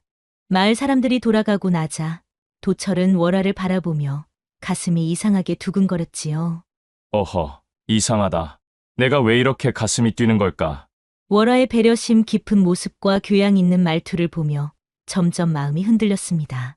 소전은 정말 특별한 분이오. 관상으로 봐도 범상치 않고 요리 솜씨며 글씨며 도대체 어떤 집안 규수이실까? 월화도 도철의 순수하고 진실한 마음에 점점 감동하고 있었지요. 이런 진심 어린 사람은 정말 처음이네. 지위나 권력에 관심 없이 그냥 나 자체를 보는 사람. 도철님, 관상 가르쳐 주셔서 고마워요. 처음엔 이상하다고 생각했는데 정말 신기한 것 같아요. 아따, 소저께서 인정해 주시니 기분이 좋구만. 그런데 혹시 저녁에 뭘 해드리면 좋겠소? 아니에요. 제가 해드릴게요. 고마운 마음을 표현하고 싶어요. 저녁을 먹고 나서 월화는 목욕이 하고 싶어졌습니다. 더워서 목욕 좀 하고 올게요. 아, 그러시오. 조심히 다녀오시오. 그런데 한참 후에도 월화가 돌아오지 않자 도철이 걱정되어 우물가 쪽을 보러 갔지요. 그런데 실수로 월화가 목욕하는 모습을 보게 되었습니다. 달빛 아래 월화의 하얀 살결이 눈부시게 빛나고 있었지요. 어이쿠, 도철의 거시기가 봄의 꽃이 피듯 솟아올랐습니다. 아이고, 이놈이 또 말을 안 듣네. 그때 월화가 도철을 발견했지요. 어머, 누구세요? 아, 미안하오. 내가 그만 실수로. 도철이 급히 눈을 가리며 뒤돌아서려 했는데 발을 헛디뎌 물에 풍덩 빠져버렸습니다. 아이고 매, 사람 살려. 월화가 깔깔 웃으며 말했지요. 이미 다 봤으면서 이제 와서 수줍어하기는. 어서 나오세요. 정말 미안하오. 나는 그저 관상만 봤을 뿐이고. 아, 그게 아니라. 관상이요? 그럼 제 몸 관상은 어때요? 월화가 장난스럽게 물어보자 도철이 더 당황했지요. 그런 거는. 두부 모서리 건드렸다고 두부가 다 무너지는 건 아니니 겁먹지 마요. 월화의 대담한 말에 도철이 더욱 어리둥절했습니다. 이 처녀가 정말 보통 처녀가 아니야. 이런 상황에서도 저렇게 아무렇지 않게 말하다니. 월화가 옷을 입고 나서 도철에게 수건을 건네며 말했지요. 괜찮아요. 어차피 곧 만날 사이라면서요? 곧 만날 사이라니? 아까 관상 보더니 이번 달 안에 좋은 분 만난다고 했잖아요. 도철이 얼굴을 빨갛게 하며 중얼거렸습니다. 혹시 그 좋은 분이 설마 나라는 거라고 말하는 거요? 여자의 마음도 제대로 모르면서 무슨 관상을 본다고. 월화도 도철을 바라보며 가슴이 두근거렸지요. 이상해. 왜 이 사람 앞에서는 마음이 이렇게 편할까? 내가 공주라는 걸 알면 어떻게 될까?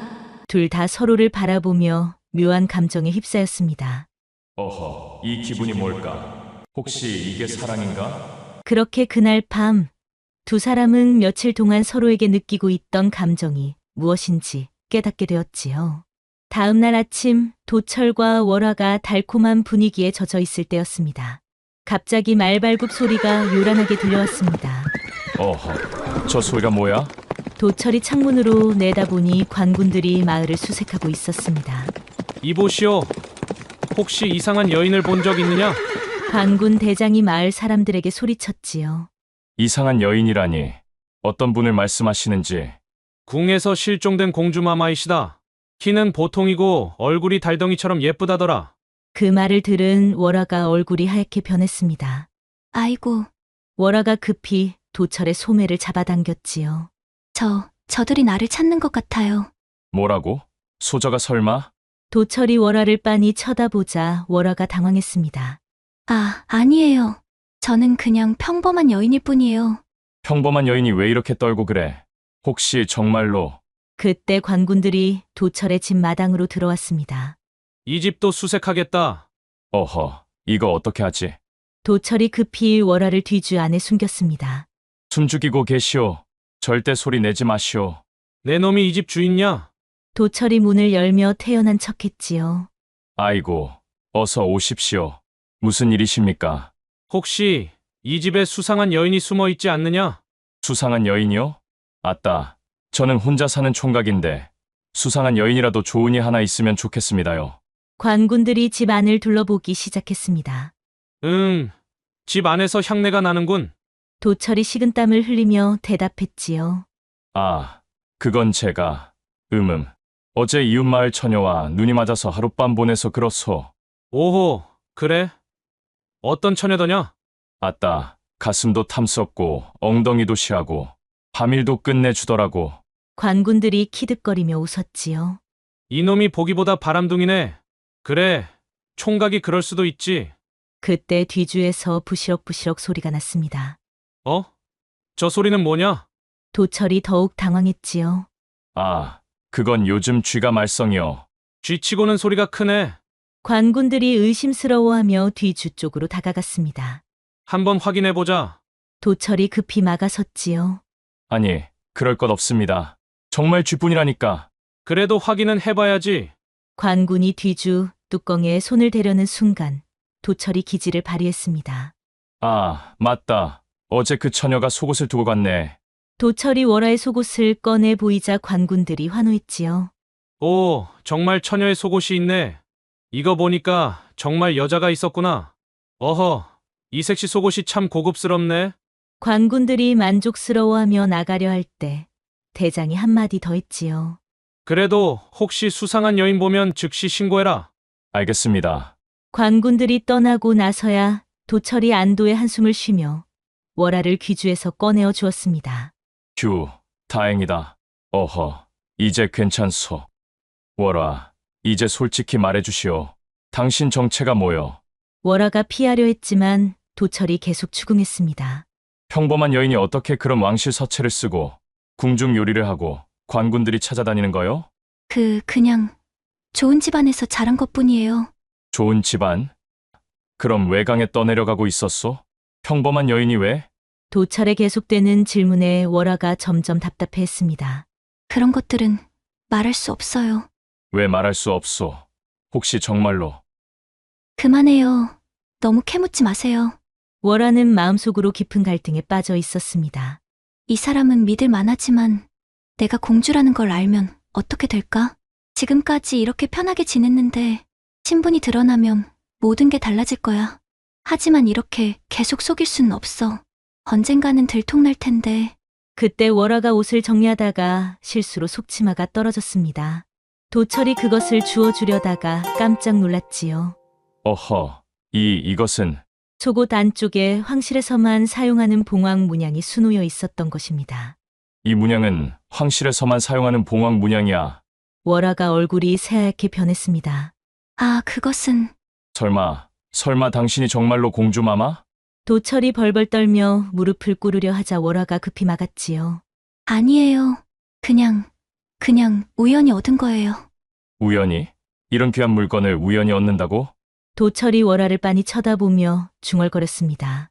에이 설마 공주마마는 아니겠지. 설마 내가 지금까지 공주마마와 한 방에서 자고 그랬을라고? 그런 건 생각하지 마세요. 이런 잘못하다가는 내 목이 달아날 판인데 뭘 생각하지 말란 말이요? 월화가 도철의 손을 잡으며 간절히 말했습니다. 제발 더 이상 아무 말도 물어보지 마세요. 그냥 저는 지금 정말 위험한 상황이에요. 위험한 상황? 네, 그러니 제발. 그때 도철이 말없이 월화의 간절한 눈빛을 보며 마음이 흔들렸지요. 어허, 이 눈빛을 보니 정말로 억울한 일을 당한 것 같은데. 나중에 말씀드릴 테니 제발 믿어주세요. 도철이 한참 고민하다가 말했습니다. 좋소, 일단은 믿어보겠소. 하지만 이제부터는 정말로 조심해야 할 것 같소. 관군들이 계속 찾아다닐 테니. 월화가 고개를 끄덕이며 눈물을 글썽였지요. 고마워요. 정말 고마워요. 도철이 월화를 바라보며 말했습니다. 공주든 뭐든 내가 지켜야겠소. 당신을 절대 잃을 수 없소. 도철의 진심 어린 다짐을 본 월화가 더 이상 숨길 수 없다고 생각했지요. 좋아요. 이제 정말 다 말씀드릴게요. 월화가 깊은 숨을 쉬고 입을 열었습니다. 사실 저는 이 나라의 공주입니다. 뭐라고? 정말로 공주요? 도철이 기절할 뻔하며 벌벌 떨었지요. 아이고, 이거 어떻게 된 일이야? 진정하세요. 제가 자세히 설명해 드릴게요. 월화가 눈물을 글썽이며 자신의 사연을 털어놓기 시작했습니다. 권력 다툼에 휘말려 목숨이 위태로워졌어요. 간신들이 저를 제거하려 하고 아바마마마저 속아서 그래서 목숨을 구하기 위해 궁을 탈출했지만 자객들에게 쫓겨서 강에 떨어진 거예요. 도철이 월화의 사연을 듣고 분노했습니다. 아따, 그런 잡것 같은 놈들이 공주마마를 어떻게 감히. 고마워요. 제 편이 되어주셔서. 그때 도철이 갑자기 현실적인 문제를 떠올렸지요. 아, 그런데 어허, 이거 큰일인데. 왜요? 무슨 문제라도? 도철이 얼굴을 빨갛게 하며 더듬거렸습니다. 그럼 지금까지 제가 공주마마와 한 방에서 자고 그리고 목욕하시는 것도 보고. 그런 건 괜찮아요. 어차피 뭐요? 월화도 얼굴이 빨개지며 중얼거렸지요. 어차피 마음에 든 사람이니까. 마음에 든다고 하셨소. 정말로? 아, 그게 아니라. 월화가 부끄러워하며 손으로 얼굴을 가렸습니다. 도철이 더욱 당황했지요. 내 목이 곧 달아나겠구만. 안전해지면 모든 책임은 제가 지겠어요. 책임이라니. 혹시 그 말은? 밤마다 꿈에서만 아가씨랑 벼농사 짓지 말고 더 기다리게 하지 말고 고백이나 하시지. 월화가 무심코 내뱉은 말에 도철이 더욱 당황했습니다. 어허, 공주마마가 어디서 그런 야한 말을 하시오? 아, 제가 왜 이런 말을. 부끄러워. 월화가 표주박을 집어던지며 소리쳤지요. 이게 다 당신 때문이에요. 당신이 자꾸 이상한 생각하게 만드니까. 나요? 내가 뭘 했다고? 처음 만날 때부터 가슴 관상이며 뭐며 온갖 것이 같은 소리만 하셨잖아요. 도철이 억울해하며 변명했습니다. 그건 정말 관상술이었다니까. 아가씨 가슴 관상이 좋다고 한 것도 순전히 학술적인. 그게 다른 뜻 아니에요? 정말로? 정말이요. 아따, 내가 그런 놈으로 보이시오? 그런데 월화가 도철을 빤히 쳐다보다가 갑자기 웃음을 터뜨리는 게 아니겠습니까? 푸아, 당신 정말 순진하네요. 순진하다니. 그래서 더 좋아요. 궁에서는 이런 순수한 사람 만날 수 없었거든요. 도철이 월화의 말에 가슴이 두근거렸습니다. 그럼 정말로 나를 좋아하신다는 말씀이요? 글쎄요, 어떨까요? 아이고매, 이 공주님이 정말 내 심장을 왜 이렇게 두근거리게 하시는 거야. 그때 갑자기 담장이 우드드 부서지는 소리가 들려왔습니다. 정체를 알 수 없는 한 자객들이 집 안으로 뛰어들었지요. 찾았다! 공주를 내놓아라! 어허, 내 놈들은 누구냐? 도철이 월화를 뒤로 숨기며 소리쳤습니다. 자객 두목이 칼을 빼들며 위협했지요. 방해하지 말고 비켜라! 우리는 공주만 데려갈 뿐이다! 아따, 개뿔. 내가 살아있는 한 공주마마 손끝 하나 건드리지 못할 거다. 월화가 도철 뒤에서 떨며 속삭였습니다. 도철님, 위험해요. 도망가세요. 무슨 소리여? 이미 볼 거 다 본 사이인데 내가 지켜야지. 내가 죽더라도 공주마마는 보호하겠소. 그때 자객 두목이 칼끝을 들이대며 말했습니다. 어차피 너희들 다 죽을 운명이야. 공주마마, 제가 시간을 벌 테니 도망가시오. 아니에요. 죽어야 한다면 함께 죽어요. 어허, 이럴 때 그런 소리를. 자객들이 최후의 일격을 가하려는 순간이었습니다. 아이고, 이제 정말 끝인가? 그때 도철의 관상 실력이 또 한 번 빛을 발했지요. 어라, 저 자객 두목 관상을 보니 오늘 오후에 큰 변화가 있을 상인데. 무슨 변화? 글쎄, 아마 예상치 못한 손님이 올 것 같은데. 정말로 그 순간 멀리서 말발굽 소리가 들려왔습니다. 저 소리는 뭐야? 자객들도 당황하며 창밖을 내다봤지요. 아따, 내 관상이 또 맞았구만. 도철이 기뻐하며 월화를 꼭 안았습니다. 다행이다. 뭔가 희망이 보여. 두두두둑, 두두두둑. 말발굽 소리가 점점 가까워지더니 갑자기 문이 와장창 부서지며 진짜 왕실 호위무사들이 나타났습니다. 공주마마, 저희가 늦었습니다. 호위무사 대장이 무릎을 꿇으며 외쳤지요. 자객들이 당황하며 뒷걸음질 쳤습니다. 어라? 이놈들은 또 누구야? 왕실 호위무사다. 도망쳐. 아이고 매, 이제 와서 도망가려고? 늦었다, 이놈들아. 잠시 뒤 호위무사들이 자객들을 모두 제압하고 나서 대장이 월화에게 보고했습니다. 공주마마, 간신들의 음모가 모두 드러났습니다. 정말요? 어떻게 된 일이죠? 조정에서 호조판서와 삼정승이 짜고 공주마마를 제거하려 한 증거를 모두 찾아냈습니다. 도철이 깜짝 놀라며 소리쳤지요. 어이쿠, 그놈들이 정말 그런 짓을 했다고요? 그렇습니다. 임금님께서 직접 나서서 간신들을 모두 숙청하셨어요. 월화가 눈물을 흘리며 안도했습니다. 정말 다행이에요. 이제 아바마마께서 진실을 아셨군요. 호위무사 대장이 도철을 보며 말했지요. 그런데 이분은 누구시옵니까? 이분은 제 생명의 은인이신 관상가예요. 관상가라고요? 그럼 이분이 공주마마를 구해드린 분이군요. 도철이 어색하게 웃으며 손을 흔들었습니다. 아이고, 별거 아닙니다. 그냥 관상이 너무 좋아서 그냥 죽게 내버려 둘 수 없었을 뿐이요. 관상이 좋아서라니 참 특이하시네. 호위무사 대장이 웃으며 말하는 순간 또 다른 호위무사가 달려와 보고했습니다. 대장님, 임금님께서 직접 오고 계십니다. 공주마마를 직접 데려가겠다고 하시며 행차하고 계십니다. 월화가 깜짝 놀랐습니다. 아바마마께서 직접 오신다고요? 도철이 더욱 당황했습니다. 그럼 임금님을 직접 뵙는다는 말이요? 이거 어떡하지? 괜찮아요. 아바마마께서는 좋은 분이세요. 곧 임금이 직접 나타났습니다. 도철은 너무 놀라서 바로 땅에 무릎을 꿇었습니다. 일어서거라. 짐의 딸을 구해준 은인이라니. 어서 얼굴을 보자. 관상이 좋아서 공주를 구했다고? 재미있구나. 어떤 관상이었기에? 공주마마 관상을 보니 천하제일 귀상이라서 절대 죽으면 안 될 분이라고 생각했습니다. 하하하, 참 재미있는 놈이구나. 임금이 도철의 말에 크게 웃었습니다. 그대의 충성심과 용기에 크게 감동하였다. 무엇을 원하느냐? 도철이 월화를 흘끗 보며 중얼거렸지요. 저는 그냥 공주마마가 행복하시면 되었사옵니다. 어허, 정말 순수한 놈이로구나. 임금이 크게 웃으며 도철의 어깨를 두드렸습니다. 좋다. 그대를 왕실 전속 관상가로 임명하노라. 그리고 이 한영 신의 큰 집도 아사하겠다.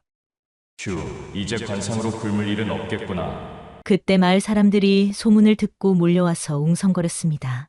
어머나, 도철이가 벼락 출세했네. 왕실 관상가라니 대단하다. 이제 우리도 관상 봐달라고 하면 돈 많이 내야 하는 거 아니야? 도철이 손을 흔들며 웃었지요. 아니요, 마을 사람들은 공짜로 봐드릴게요. 아바마마, 도철 관상가님을 지아비로 맞이하고 싶습니다. 소녀의 간청을 제발 들어주시옵소서. 공주가 원한다면 짐이야 반대할 이유가 없지. 도철이 떨리는 목소리로 물어봤습니다. 그런데 공주마마와 제가 어떻게? 신분이 너무 다른데. 그런 거 신경 쓰지 마라. 그대를 공주의 부마로 임명하노라. 마을 사람들이 환호했습니다. 우와! 도철이가 부마님이 됐다! 어머나, 이제 도련님이라고 불러야겠네. 한 달 후 도철과 월화의 혼례가 성대하게 치러졌고 첫날 밤을 맞이한 그날 밤 도철이 월화에게 속삭였지요. 공주마마 정말 꿈 같소. 나도 그래요. 당신 만나서 정말 행복해요. 그런데 혹시 첫날 밤이 무섭지 않소? 월화가 얼굴을 빨갛게 하며 장난스럽게 웃었습니다. 뭘 무서워해요? 당신이 그랬잖아요. 우리는 속궁합이 딱 맞는다고. 어허, 공주마님이 어디서 그런 야한 말을. 당신이 가르쳐준 관상술이잖아요. 도철이 더욱 당황했지요. 그럼 보찜 풀기 전에 주인 집 허락부터 받는 게 순서인데. 오늘 밤엔 당신께 허락해드릴게요. 그러니 마음 놓고 보찜을 풀어보세요. 대신 실망시키면 안 돼요.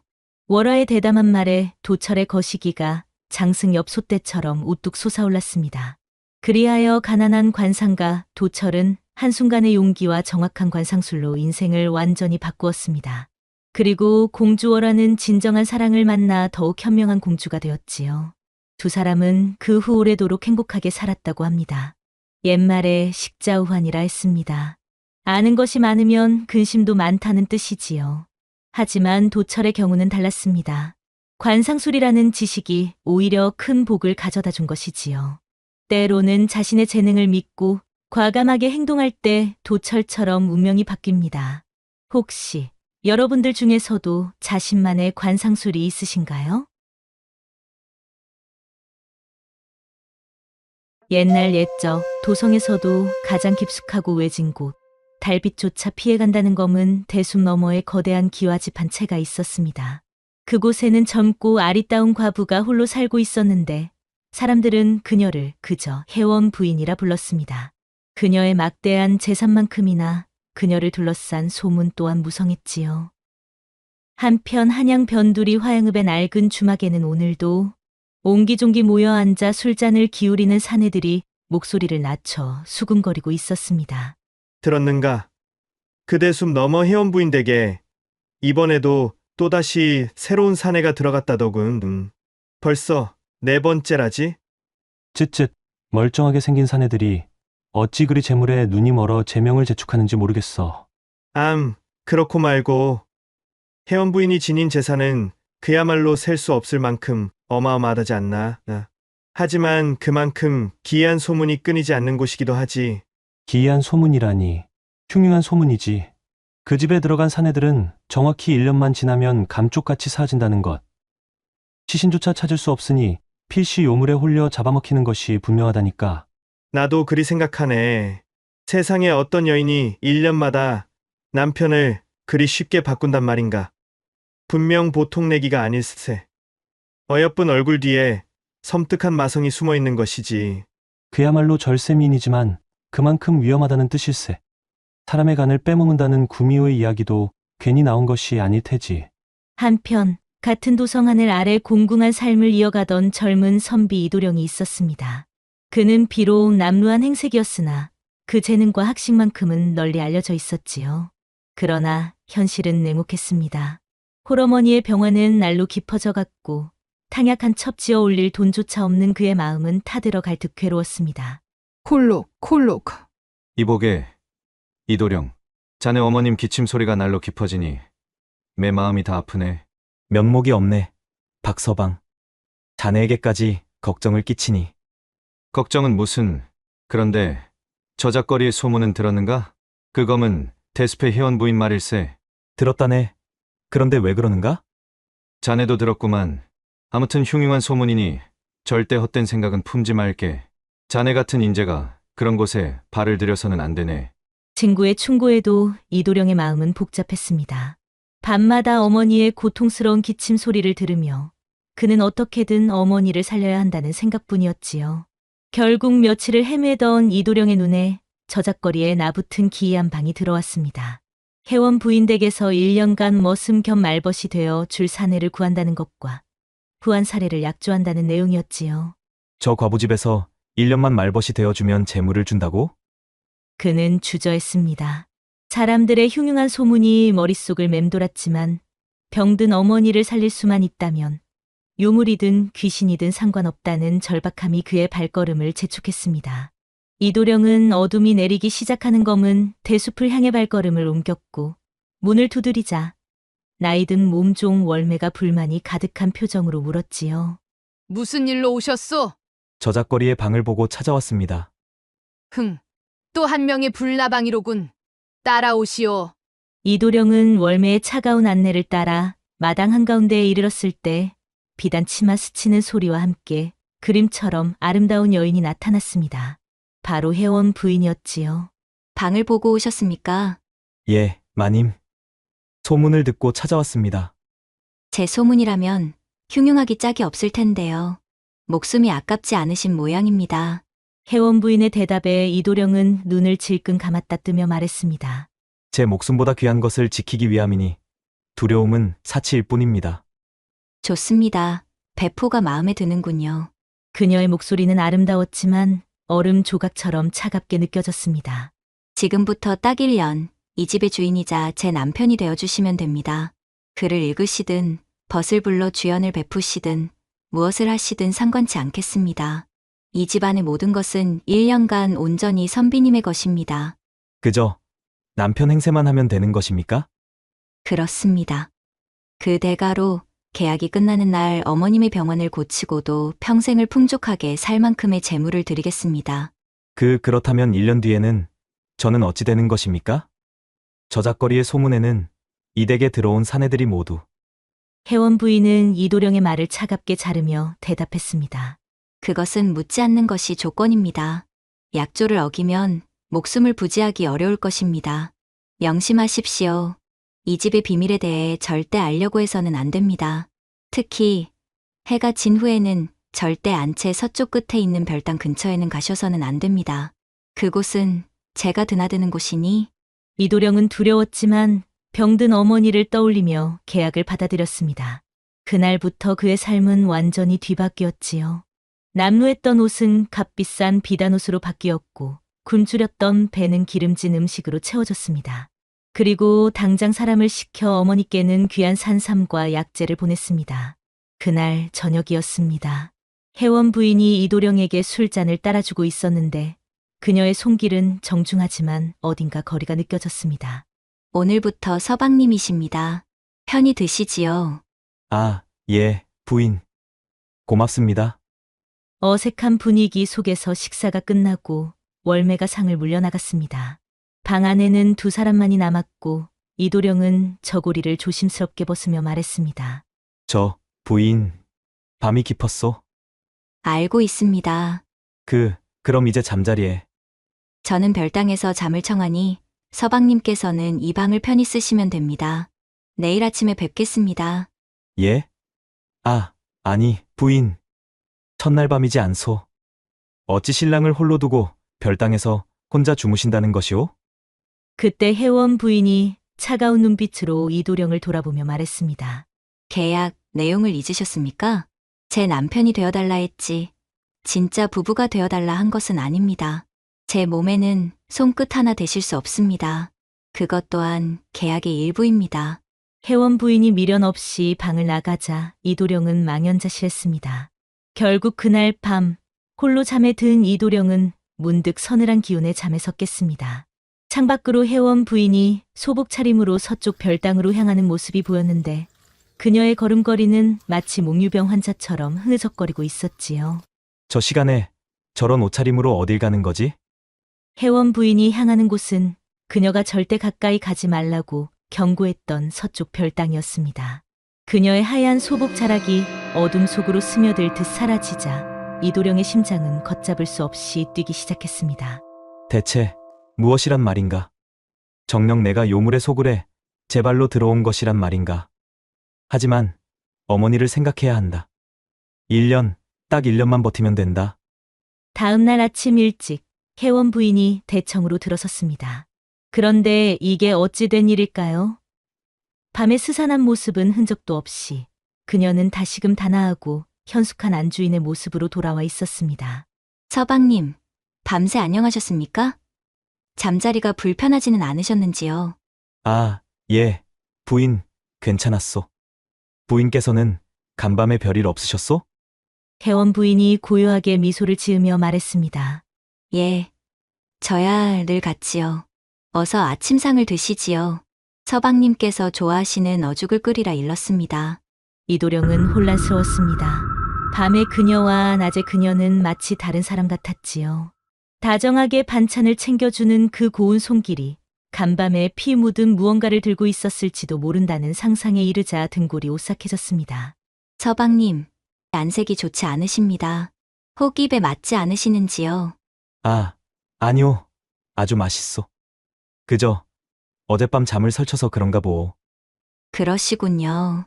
식사를 마치시면 월매에게 탕약을 내어라 하겠습니다. 기력을 보하셔야지요. 탕약이라니 그 안에 무엇이 들었을 줄 알고. 안 된다. 정신 차려야 한다. 저 여인의 호의에 넘어가서는 안 돼. 그날 이후 이도령의 하루는 낮에는 평온함, 밤에는 불안감의 연속이었습니다. 낮 동안 혜원 부인은 더할 나위 없이 현명하고 다정한 아내였지만 해가 지면 그녀는 어김없이 서쪽 별당으로 사라졌고 홀로 남은 이도령은 밤새 공포와 의심에 시달려야 했지요. 그러던 어느 날 혜원 부인이 조용히 서재로 들어와 이도령이 읽던 시집을 보며 말했습니다. 그 시는 저도 참 좋아하는 구절입니다. 뜬구름 같은 인생, 어디에 마음을 붙일꼬? 갑작스러운 혜원 부인의 목소리에 이도령이 놀라 돌아보며 말했습니다. 부인, 언제 오셨소? 혜원 부인이 창밖을 바라보며 아련한 표정으로 말했습니다. 서방님은 어디에 마음을 두고 계십니까? 그것은? 저는 마음 둘 곳 없는 뜬구름과도 같습니다. 이 넓은 집에 홀로 갇혀 그저 세월이 흐르기만을 바랄 뿐이지요. 이도령은 순간 가슴이 덜컥 내려앉았습니다. 그녀의 목소리에 담긴 깊은 외로움이 마치 자신의 마음을 꿰뚫어 보는 듯했기 때문입니다. 처음으로 그는 그녀를 향한 두려움 대신 연민의 감정을 느꼈습니다. 그날 이후 두 사람 사이에는 미묘한 변화가 생겼습니다. 그들은 함께 시를 짓고 거문고를 연주하며 서로의 외로움을 달래주며 마음을 나누기 시작했습니다. 부인의 거문고 소리를 듣고 있으면 세상의 모든 시름이 잊히는 듯하오. 서방님이야말로 제 거친 마음을 잠재워주는 유일한 분이십니다. 부인. 그 순간 두 사람의 시선이 허공에서 마주쳤습니다. 이도령은 저도 모르게 그녀에게 다가가 손을 잡으려 했습니다. 하지만 혜원 부인은 화들짝 놀라며 뒤로 물러서며 단호하게 말했지요. 서방님, 약조를 잊으셨습니까? 아, 네. 내가 잠시 실수를 했어. 미안하오, 부인. 혜원 부인이 황급히 자리를 뜨자 이도령은 혼란스러웠습니다. 낮과 밤 두 개의 얼굴을 가진 여인 혜원. 그녀의 슬픔에 연민을 느끼던 이도령의 마음속엔 어느새 사랑이 싹트고 죽음의 계약과 연모의 감정 사이에서 그의 고뇌는 깊어만 가는데 봄이 가고 여름이 오고 또 가을이 깊어지며 두 사람의 정은 나날이 쌓여갔습니다. 이도령은 더 이상 밤마다 별당으로 향하는 혜원 부인의 모습을 두려워하지 않았습니다. 오히려 그 뒷모습에서 깊은 슬픔과 외로움을 느끼며 애틋한 마음을 키워갔고 혜원 부인 또한 이도령 앞에서만큼은 환하게 웃음을 터뜨리는 날이 많아졌습니다. 날이 제법 쌀쌀해졌소. 따뜻한 차라도 한 잔 드시오. 혜원 부인이 찻잔을 받으며 손끝이 스치자 순간 놀랐지만 이내 미소 지으며 말했지요. 늘 고맙습니다, 서방님. 서방님께서 오신 뒤로 이 쓸쓸하던 집에 사람의 온기가 도는 것 같습니다. 부인, 부디 제게 마음을 열어줄 수는 없는 것이오? 매일 밤 홀로 별당으로 향하는 부인의 뒷모습을 볼 때마다 내 가슴이 얼마나 미어지는지 아시오? 서방님, 그것은 제게 주어진 운명일 뿐입니다. 더는 묻지 말아 주십시오. 운명이라니. 대체 어떤 운명이기에 사랑하는 이와 함께 밤을 보낼 수조차 없단 말이오. 혜원 부인의 눈시울이 붉어졌습니다. 그저 아침에 눈을 떴을 때 서방님께서 제 곁에 무사히 계신 것만으로도 저는 족합니다. 그러니 제발 이대로만 있어 주십시오. 그러던 어느 날 이도령은 답답한 마음에 저작거리로 나섰다가 우연히 친구 박서방을 마주쳤습니다. 이보게, 이도령, 이게 얼마 만인가?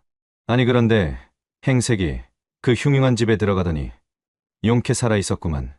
박서방 오랜만이네. 나는 잘 지내고 있네. 잘 지내긴 얼굴이 반쪽이 되었네 그려. 대체 그 집에서 무슨 일이 있는 겐가? 그 부인이 자네를 괴롭히기라도 하는가? 아닐세. 부인은 아주 좋은 분이시네. 그저 밤마다 잠을 좀 설쳐서 그런 것뿐이야.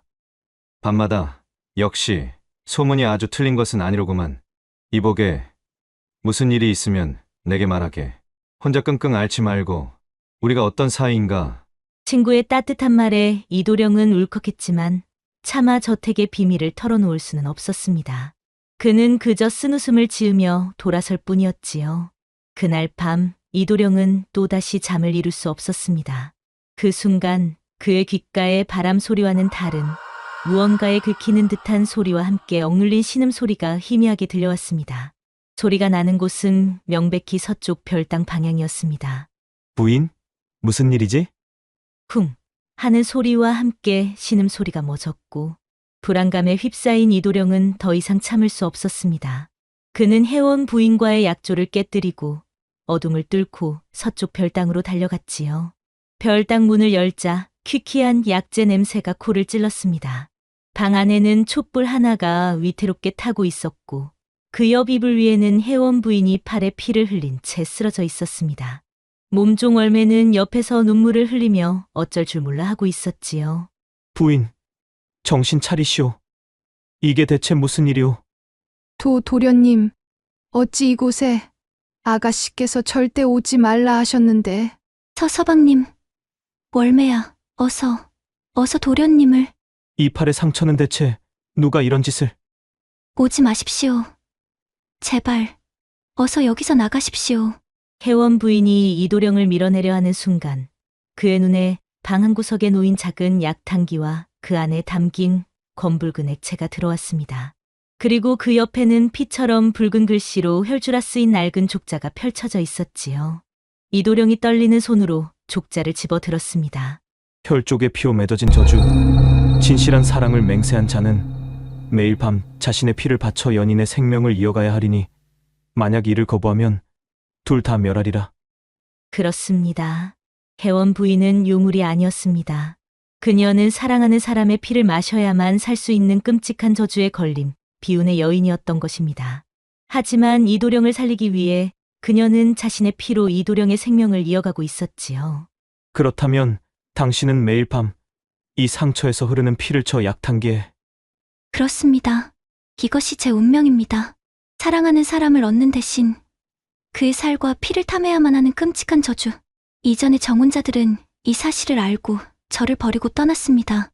그래서 당신에게는 말할 수 없었습니다. 당신만큼은 잃고 싶지 않았기에. 해원 부인의 말에 이도령이 그녀를 힘껏 끌어안으며 말했습니다. 어찌 이리 어리석단 말이오.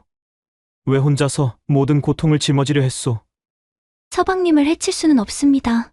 이 저주는 저 혼자 감당해야 합니다. 도련님, 제발 저희 아가씨를 살려주십시오. 아가씨께서는 도련님을 잃지 않기 위해 매일 밤 미리 자신의 피를 내어 약을 만드십니다. 그래야만 도련님을 살릴 수 있다고 하시면서. 바로 그 순간 등골이 오싹할 만큼 스산한 바람이 방 안을 휘감으며 모든 촛불을 꺼뜨렸고 해원 부인이 피를 토하는 소리가 처절하게 울려 퍼졌습니다. 저주의 기운이 마침내 그녀의 몸을 잠식하기 시작한 것이지요. 이럴 수가. 저주가 저를. 부인, 정신 차리시오. 이게 어찌된 일이오? 해원 부인이 점점 붉어지는 눈으로 이도령을 바라보며 말했습니다. 저주가 서방님이 아니라 제게 서방님을 너무도 사랑한 나머지 저주가 길을 잃은 모양입니다. 이 저주는 사랑하는 이의 피를 원하는 것인데 제 마음이 너무 커져버려 저주가 저를. 해원 부인의 몸이 활처럼 휘며 극심한 고통을 호소했습니다. 사랑이 깊어질수록 저주 또한 강해져 이제는 그녀 자신의 생명까지 앗아가려 하고 있었지요. 이도령은 더 이상 망설이지 않았습니다. 그는 품에서 늘 지니고 다니던 작은 칼을 꺼내 들었습니다. 서방님, 그 칼로 대체 무엇을 하시려는 겁니까? 안 됩니다. 부인, 내 비록 1년을 살았으나 부인과 함께한 시간 동안 평생의 행복을 얻었소. 당신 없는 삶은 단 하루도 의미가 없소이다. 어리석은 말씀 마십시오. 어서 도망치십시오. 저 때문에 서방님이 해를 당하십니다. 쉿. 당신의 운명이 나의 운명이고 당신의 고통이 곧 나의 고통이오. 당신과 함께라면 이 저주 기꺼이 함께 짊어지겠소. 이도령은 망설임 없이 자신의 손바닥을 깊게 긋자 선명한 핏방울이 바닥으로 뚝뚝 떨어졌지요. 그는 피가 흐르는 자신의 손을 해온 부인의 입술로 가져갔습니다. 부인, 어서 마시오. 이것이 우리의 운명이라면 기꺼이 받아들이겠소. 이 피로 당신을 살릴 수만 있다면 내 온몸의 피를 다 내어줄 것이오. 안 됩니다. 서방님, 제발 그만하세요. 어서, 시간이 없소. 마지못해 해원 부인이 이도령의 피를 머금는 순간 기적이 일어났습니다. 두 사람의 몸에서 눈부시게 환한 빛이 터져 나오며 칠흑 같던 방안을 대낮처럼 밝혔습니다. 그 신비로운 빛 속에서 두 사람을 올가매던 수백 년 묵은 가문의 저주가 힘을 잃고 쓰러져 갔습니다. 다음 날 아침 밝은 햇살이 들어오는 별당. 두 사람은 서로를 끌어안은 채 지쳐 잠들어 있었고 월매는 안도하며 눈물을 닦고 있었지요. 아가씨, 도련님. 며칠 후 몸을 추스른 두 사람은 가장 먼저 저택의 모든 곳간을 열었습니다.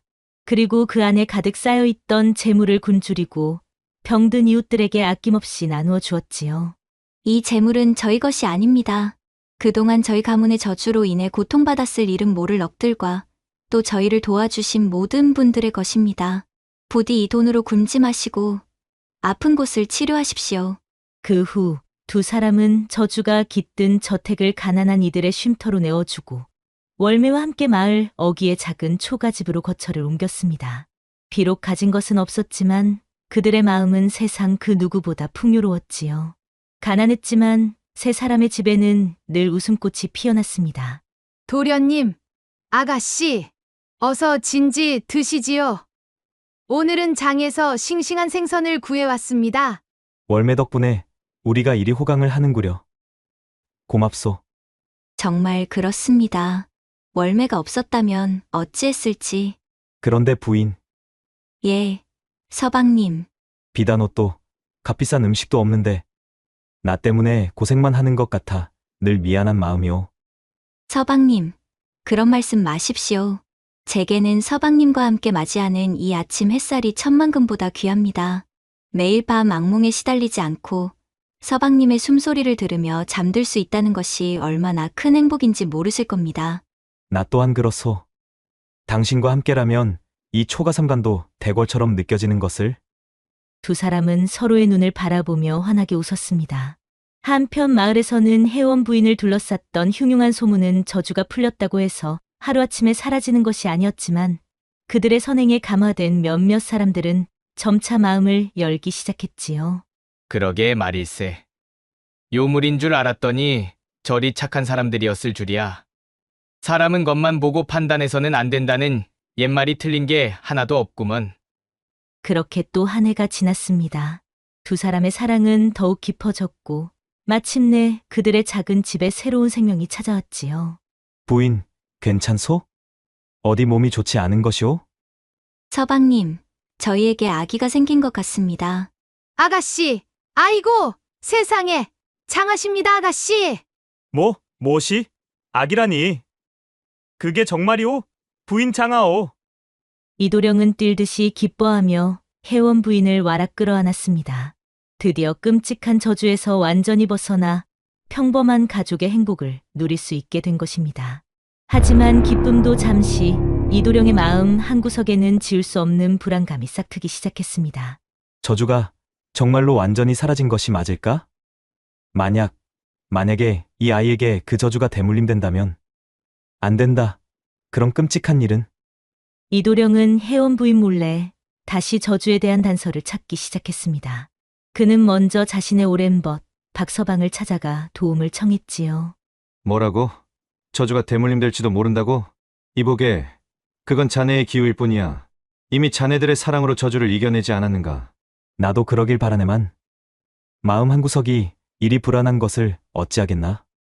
혹 그 저주의 근원에 대해 알아봐 줄 수 있겠는가? 아이고, 자네의 그 지고지순함은 알아줘야 한다니까. 알겠네. 내가 수소문해서 알아봐 줌세. 대신 자네는 부인 곁을 잘 지키고 있게. 며칠 후 박서방은 용하다는 무당을 찾아가 혜원 부인 가문의 저주에 대해 물었습니다. 선비님, 그 댁의 저주는 수백 년을 이어온 지독한 원념입니다. 부부의 사랑으로 잠시 억누른 것일 뿐, 언제 다시 깨어날지 아무도 모르는 일이오. 특히 혈육이 태어나면 그 기운이 더욱 강성해질 수도 있소이다.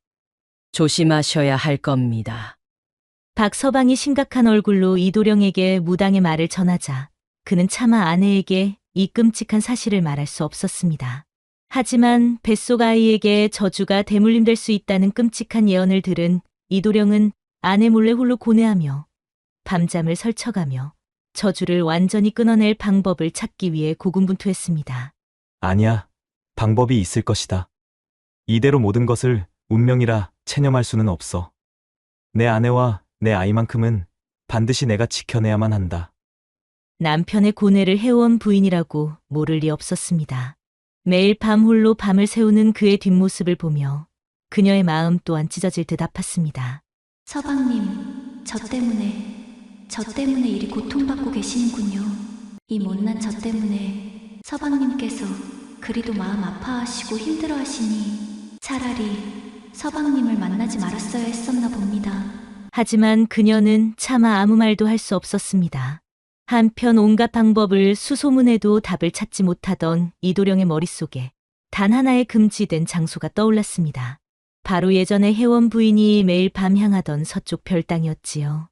이도령은 곧바로 별당으로 향했고 거기에서 낡은 경대 아래 숨겨진 작은 괴짝 하나를 발견했습니다. 괴짝 안에는 검은 가죽으로 표지가 된 낡은 책 한 권만이 덩그러니 놓여 있었는데 책의 제목은 혈주 이전술. 혈주, 이전술? 저주를 옮기는 방법이란 말인가? 책에는 저주를 다른 이에게 옮기는 끔찍한 비술이 상세히 기록되어 있었습니다. 살아있는 사람의 영혼을 제물로 바쳐 저주의 대상을 바꾸는 금지된 주술이었지요. 원한의 무게와 동등한 영혼을 제물로 삼아 의식을 치르면 혈주의 흐름을 바꿀 수 있으리라. 세상에 사람을 제물로 바쳐야 한단 말인가? 이도령은 절망했습니다. 결국 사람을 해쳐야만 저주를 옮길 수 있다는 사실에 그는 깊은 무력감에 빠졌습니다. 하지만 뱃속의 아이가 태어날 날이 가까워질수록 그의 마음속에서는 점차 어둡고 뒤틀린 생각이 싹트기 시작했습니다. 다른 인간의 생명. 그래. 누구든 상관없어. 내 아내와 아이만 살릴 수 있다면. 그 순간 그의 머릿속에 한 사람이 떠올랐습니다. 바로 1년마다 남편이 바뀐다는 흉흉한 소문을 퍼뜨리며 혜원 부인을 괴롭혔던 저작거리의 왈패였습니다. 그래, 그 놈이다. 어차피 온갖 악행을 저질러온 죽어 마땅한 놈이지. 그 놈의 더러운 목숨으로 내 소중한 가족을 살릴 수만 있다면 그것은 죄가 아닐 것이다. 며칠 후 밤, 이도령이 왈패의 뒤를 밟아 인적이 드문 곳에서 돌멩이를 치켜들 때였습니다. 그 순간 친구 박서방이 나타나 그의 팔을 낚아챘지요. 이보게, 이도령, 지금 제정신인가? 자네가 지금 무슨 짓을 하려는 겐가? 박서방, 녹해. 이놈을 죽여야 내 아내와 아이가 살 수 있단 말일세. 미쳤는가?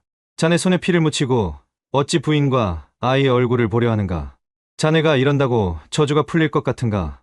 정신 차리게. 친구의 만류로 끔찍한 죄를 저지르지는 않았지만 이도령은 깊은 죄책감과 절망감에서 헤어나오지 못했습니다.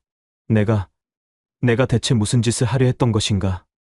한낱 선비라 자부하며 글만 읽던 내가 사람을 해치려 하다니. 내가 정말. 잠시 뒤 집으로 돌아온 이도령이 방에 들어간 지 오래되었는데도 기척이 없자 혜원 부인이 조용히 방으로 들어와 이도령의 곁에 앉았습니다. 그녀는 아무것도 묻지 않고 그저 따뜻한 물수건으로 그의 얼굴에 맺힌 식은땀을 닦아주었지요. 많이 힘드셨지요? 부인. 괜찮습니다. 아무 말씀하지 않으셔도 괜찮습니다. 그저 서방님께서 무사히 돌아오신 것만으로도 저는 족합니다. 미안하오. 부인. 정말 미안하오. 내가 당신과 우리 아이를 위해. 압니다. 다 압니다. 서방님의 그 마음 제가 어찌 모르겠습니까? 하지만 서방님, 스스로를 탓하지 마십시오. 이 모든 것은 저희 운명에서 비롯된 것입니다. 서방님은 아무 잘못이 없으십니다. 며칠이 지났습니다. 이도령은 더 이상 금지된 주술에 기대지 않았습니다. 대신 그는 아내의 곁을 지키며 태어날 아이와 함께할 얼마 남지 않았을지도 모를 시간을 소중히 여기기로 했습니다. 하루하루가 애틋하고 절실했지요. 부인, 오늘은 몸이 좀 어떠소? 아이가 힘들게 하지는 않소? 예, 서방님. 아주 건강하게 잘 놀고 있습니다. 아마도 아비를 닮아 기운이 넘치는 모양입니다. 나를 닮아서는 안 되는데. 아닙니다. 우리 아이는 서방님을 닮아 현명하고 또 저를 닮아 강인할 것입니다. 우리는 분명 이겨낼 수 있습니다. 그때 밖에서 누군가 문을 두드리는 소리가 들렸는데 그곳에는 백발이 성성한 노인 한 명이 서 있었습니다. 이곳이 이도령 댁이 맞소? 그렇습니다만 노인께서는 니신지요? 허허, 내가 길을 잃어 잠시 목을 죽일까 하여 들렀소. 물 한 잔만 청할 수 있겠소? 서방님, 어서 손님을 안으로 들이시지요. 회원 부인은 정성껏 물과 함께 간단한 다과를 내왔습니다. 노인은 고맙다는 인사를 한 뒤 한참 동안이나 회원 부인을 뚫어져라 바라보더니 조용히 말했지요. 부인의 관상을 보니 귀한 생명을 품고 있구려. 허나 그 생명에 어두운 그림자가 짙게 드리워져 있는 것 같소. 예. 노인장께서는 대체 누구십니까? 어찌 그런 말씀을 하시는지요? 나는 그저 떠도는 늙은이에 불과하오. 다만 운명의 실타래가 엉킨 것이 보여 안타까운 마음에 한마디 했을 뿐. 노인장, 꼭 그 그림자를 걷어낼 방법을 아시지 않으십니까? 제발 저희를 도와주십시오.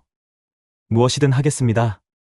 운명을 거스르는 데는 근대가가 따르는 법이지. 허나 방법이 아주 없는 것은 아니오.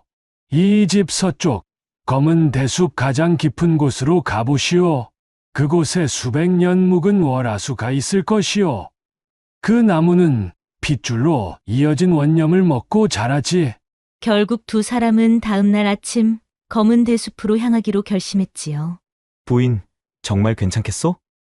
몸이 무거워 걷기 힘들 텐데. 차라리 나 혼자 다녀오겠소. 아닙니다, 서방님. 이 저주는 본디 제 것입니다. 저희 운명을 서방님 혼자 짊어지게 할 수는 없습니다.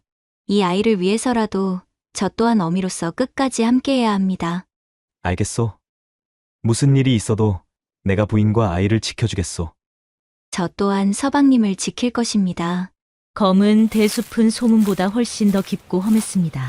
사방에서는 정체를 알 수 없는 짐승의 울음소리가 들려오니 빽빽한 대나무 숲은 길을 분간하기조차 어렵게 만들었지요. 서방님, 잠시만 쉬었다 가시지요. 부인, 미안하오. 나 때문에 괜히 부인이 고생이오. 아닙니다. 이 정도는 견딜 수 있습니다. 바로 그때 두 사람의 곁으로 휙 하고 검은 그림자가 스쳐 지나갔습니다. 이도령은 재빨리 회원 부인의 앞을 막아서며 주의를 경계했습니다. 누구냐? 어둠 속에서 온몸이 검은 털로 뒤덮인 늑대와 닮은 괴수가 번뜩이는 눈으로 두 사람을 노려보고 있는 게 아니겠습니까? 으악! 괴물이다! 괴수가 으르렁거리며 두 사람에게 달려들었고 이도령은 품에서 단도를 꺼내 맞섰지만 괴수의 날카로운 발톱에 이도령의 팔이 스쳐 피가 흘렀습니다. 서방님! 부인. 어서 도망치시오. 싫습니다. 서방님을 두고 저 혼자 갈 수는 없습니다. 그때 괴수가 이도령에게 마지막 일격을 가하려는 순간이었습니다. 절체절명의 위기 속에서 회원 부인은 자신도 모르게 뱃속의 아이를 감싸 안으며 간절히 외쳤습니다. 제발 서방님과 우리 아기를 살려주세요. 차라리 제 목숨을 가져가세요. 그런데 이게 무슨 일일까요? 회원 부인의 몸에서 뿜어져 나온 순수한 빛이 괴수를 압도하기 시작했습니다. 그것은 바로 뱃속 아이를 지키려는 어미의 숭고한 사랑의 힘이었지요. 놀랍게도 괴수가 빛 앞에서 점차 온순해지더니 이내 고개를 숙이며 두 사람을 대숲의 가장 깊고 신성한 곳으로 이끌었지요.